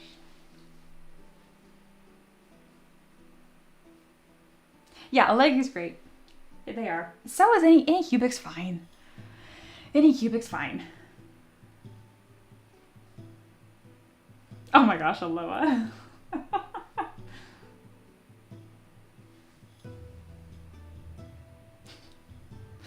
Yeah. Aw, Reaper said, reminds me of this time a client just squeezed more work out of me because they already sent the payment and I wasn't confident enough to tell them no. Yep, I've done it. My favorite is when I had this guy who was like, hey, I want this piece from ArtStation. And I'm like, I am not that artist. You should ask them. And they were like, they don't do 3D models. And I'm like, okay, well, I'm not gonna copy this artist's work, but I can do like a Birdman, a Birdman holding a sword. And they were like, oh yeah, it doesn't have to be the same. Okay. And then they proceeded to berate me with, okay, not berate, is not the right word. Like inundate, like essays with like screenshots and tracings of that piece overlaid on my piece on how to make it exact. And I don't know what the fuck I was thinking. I was like, okay, because they'd already paid and it was like my third commission ever. And honestly, whoever that was, and if you're one day seeing this, fuck you, honestly. And I tried to said that by the end. I was like, you suck. And I should know better. I don't know what I was thinking. Yeah.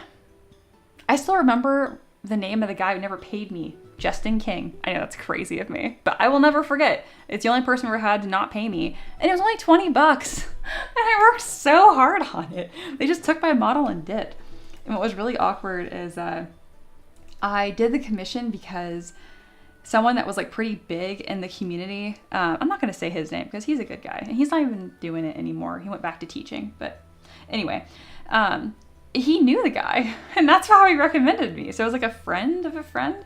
And I was like, oh, there's no way that this guy is actually gonna steal my art and not pay me. There's no way. There was in fact way, major way. At first I was like, maybe something happened financially, you know, like $20 doesn't seem like a lot, but it can be if you just don't have it. Bro, I would take that payment now. I would take that payment now happily. I'd be like, you know what? You are 7 fucking years late, but you did it. You did it. Bygones are not bygones, but you know what? Good enough. The only reason I remember his name is because his last name is King, and it's so funny to have like a name of royalty and then act like an absolute bozo. It just makes it even funnier to me. I'm glad that I am not like a large content creator, so I don't have to do that thing where I'm like, don't harass them, don't look them up. That would be crazy. Content creators that do that, I'm like, your crazy fucking audience is going to do that. You can't.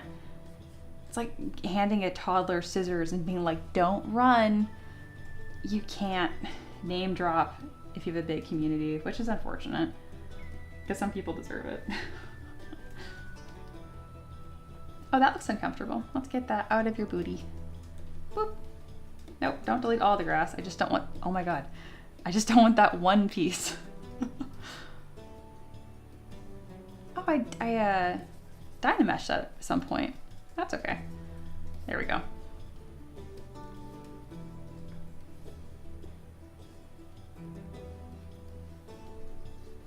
That is so funny. Asshole pricing rate is a thing. And I do that, or I used to, where I'd be like, if I really don't want to do it or you're being a jerk, I will just charge you a lot.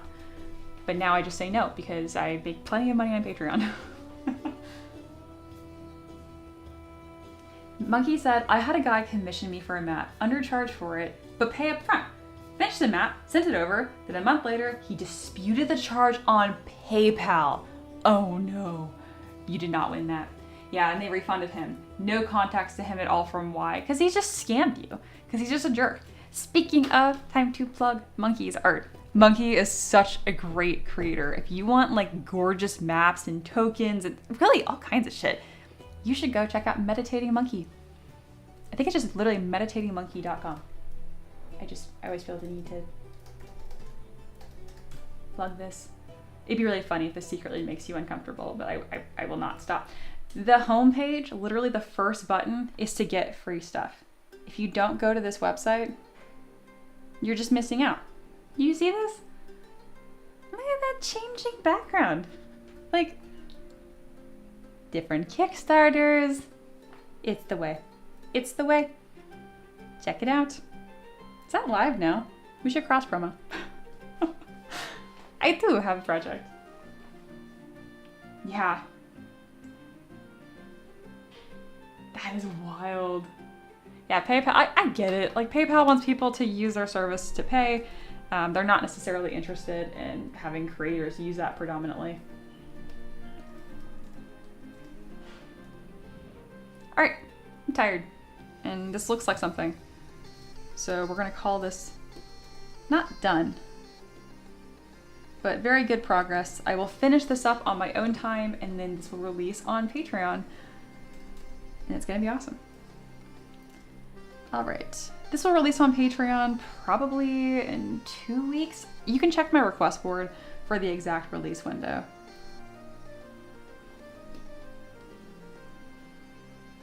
All right, I've forgotten how to do this. I have remembered how to do this. Don't do that. Love me an invisible mask. I'm just setting up my scene right now so I can get a fancy render, and then we're gonna close out the stream. Which means if you have any last minute questions, comments, concerns, just kidding. Just if you have something to ask me, now is the time to ask. If you have comments or concerns, I'm not interested. There we go. Wow, what a freaky model. And kind of made it a little too cute, but I really like it.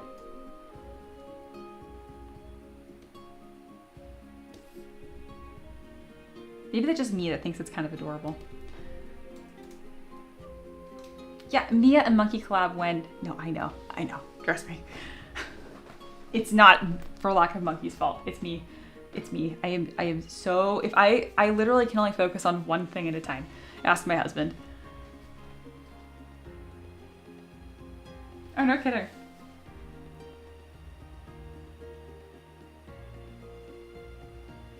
Good. I'm glad Monkey's checked out. Monkey, good. You have been promoted one time. You have reached one person.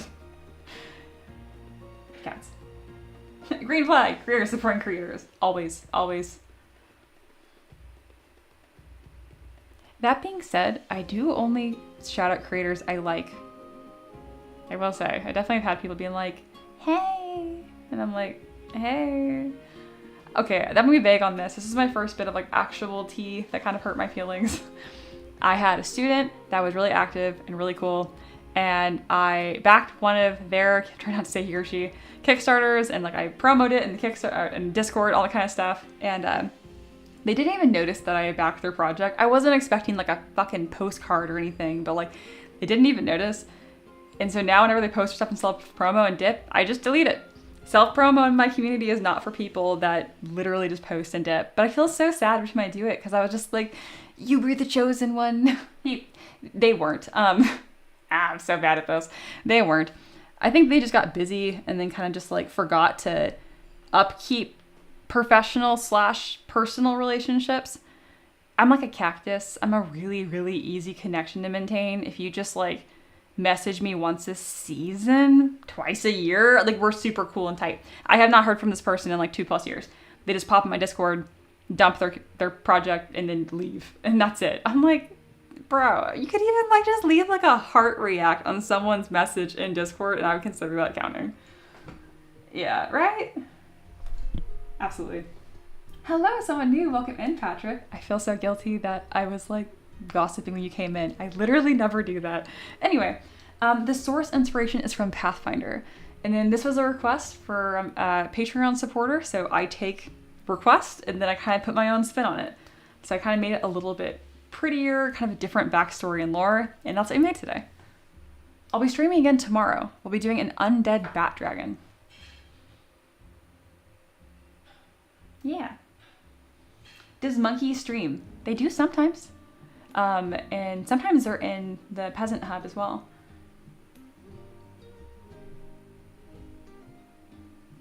Just singles that I don't even create, and me, I promoted my Instagram once. I feel like the bar is pretty low. It is. I really like supporting other creators, but like, you just gotta be cool. But yeah, good stuff. I think we've been talking about this for like 2 years now. One day we'll collab. One day. I'm thinking right now because I'm like, I don't like that. I'm thinking. I know what projects I'm coming up with soon, so I'm kind of thinking of any overlap or if I need like a map for that or like, I mean, at any point, if you're doing a project, I will promote the crap out of it literally anytime, whether I'm involved with it or not. So at the very, very least, I'm happy to do that, of course. There's a lot of things I need to do, like take a shower, right? I feel that. Oh, goodness. All right, this was super fun. I don't want to like jinx it, but I did look over at one point and see the view count for this stream. It was very high, or to me, anything over 14 is like crazy. So thank you guys for hanging out. And so many of you are in the chat and being lovely. If you are lurking, please subscribe or join the Discord. Both are free. And yeah, I'm super active. I also started doing really casual gaming streams on Friday. And by started, I mean quite literally started. This Friday is my second one ever. I'll be doing a stream in Tiny Glade, which is like a game where you make castles. It's very freeform, very, very chill. So it'll be a good time. You can come unwind on Friday. But before then, Undead Bat Dragon tomorrow. It will not be chill. It'll be very cool.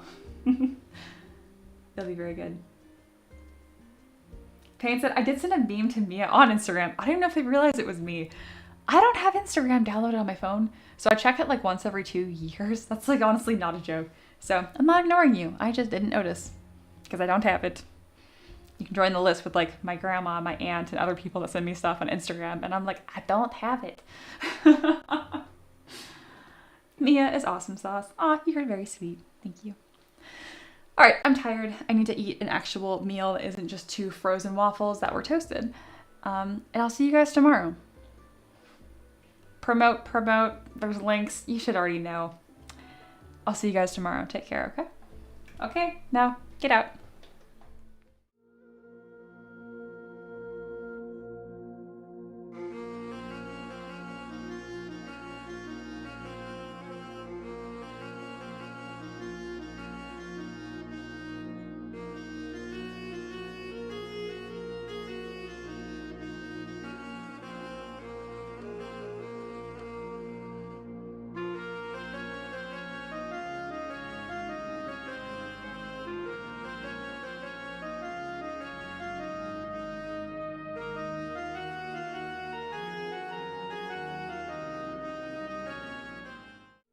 I'm back because I didn't take a screenshot, and this is how I make my thumbnails. Okay, 1 second.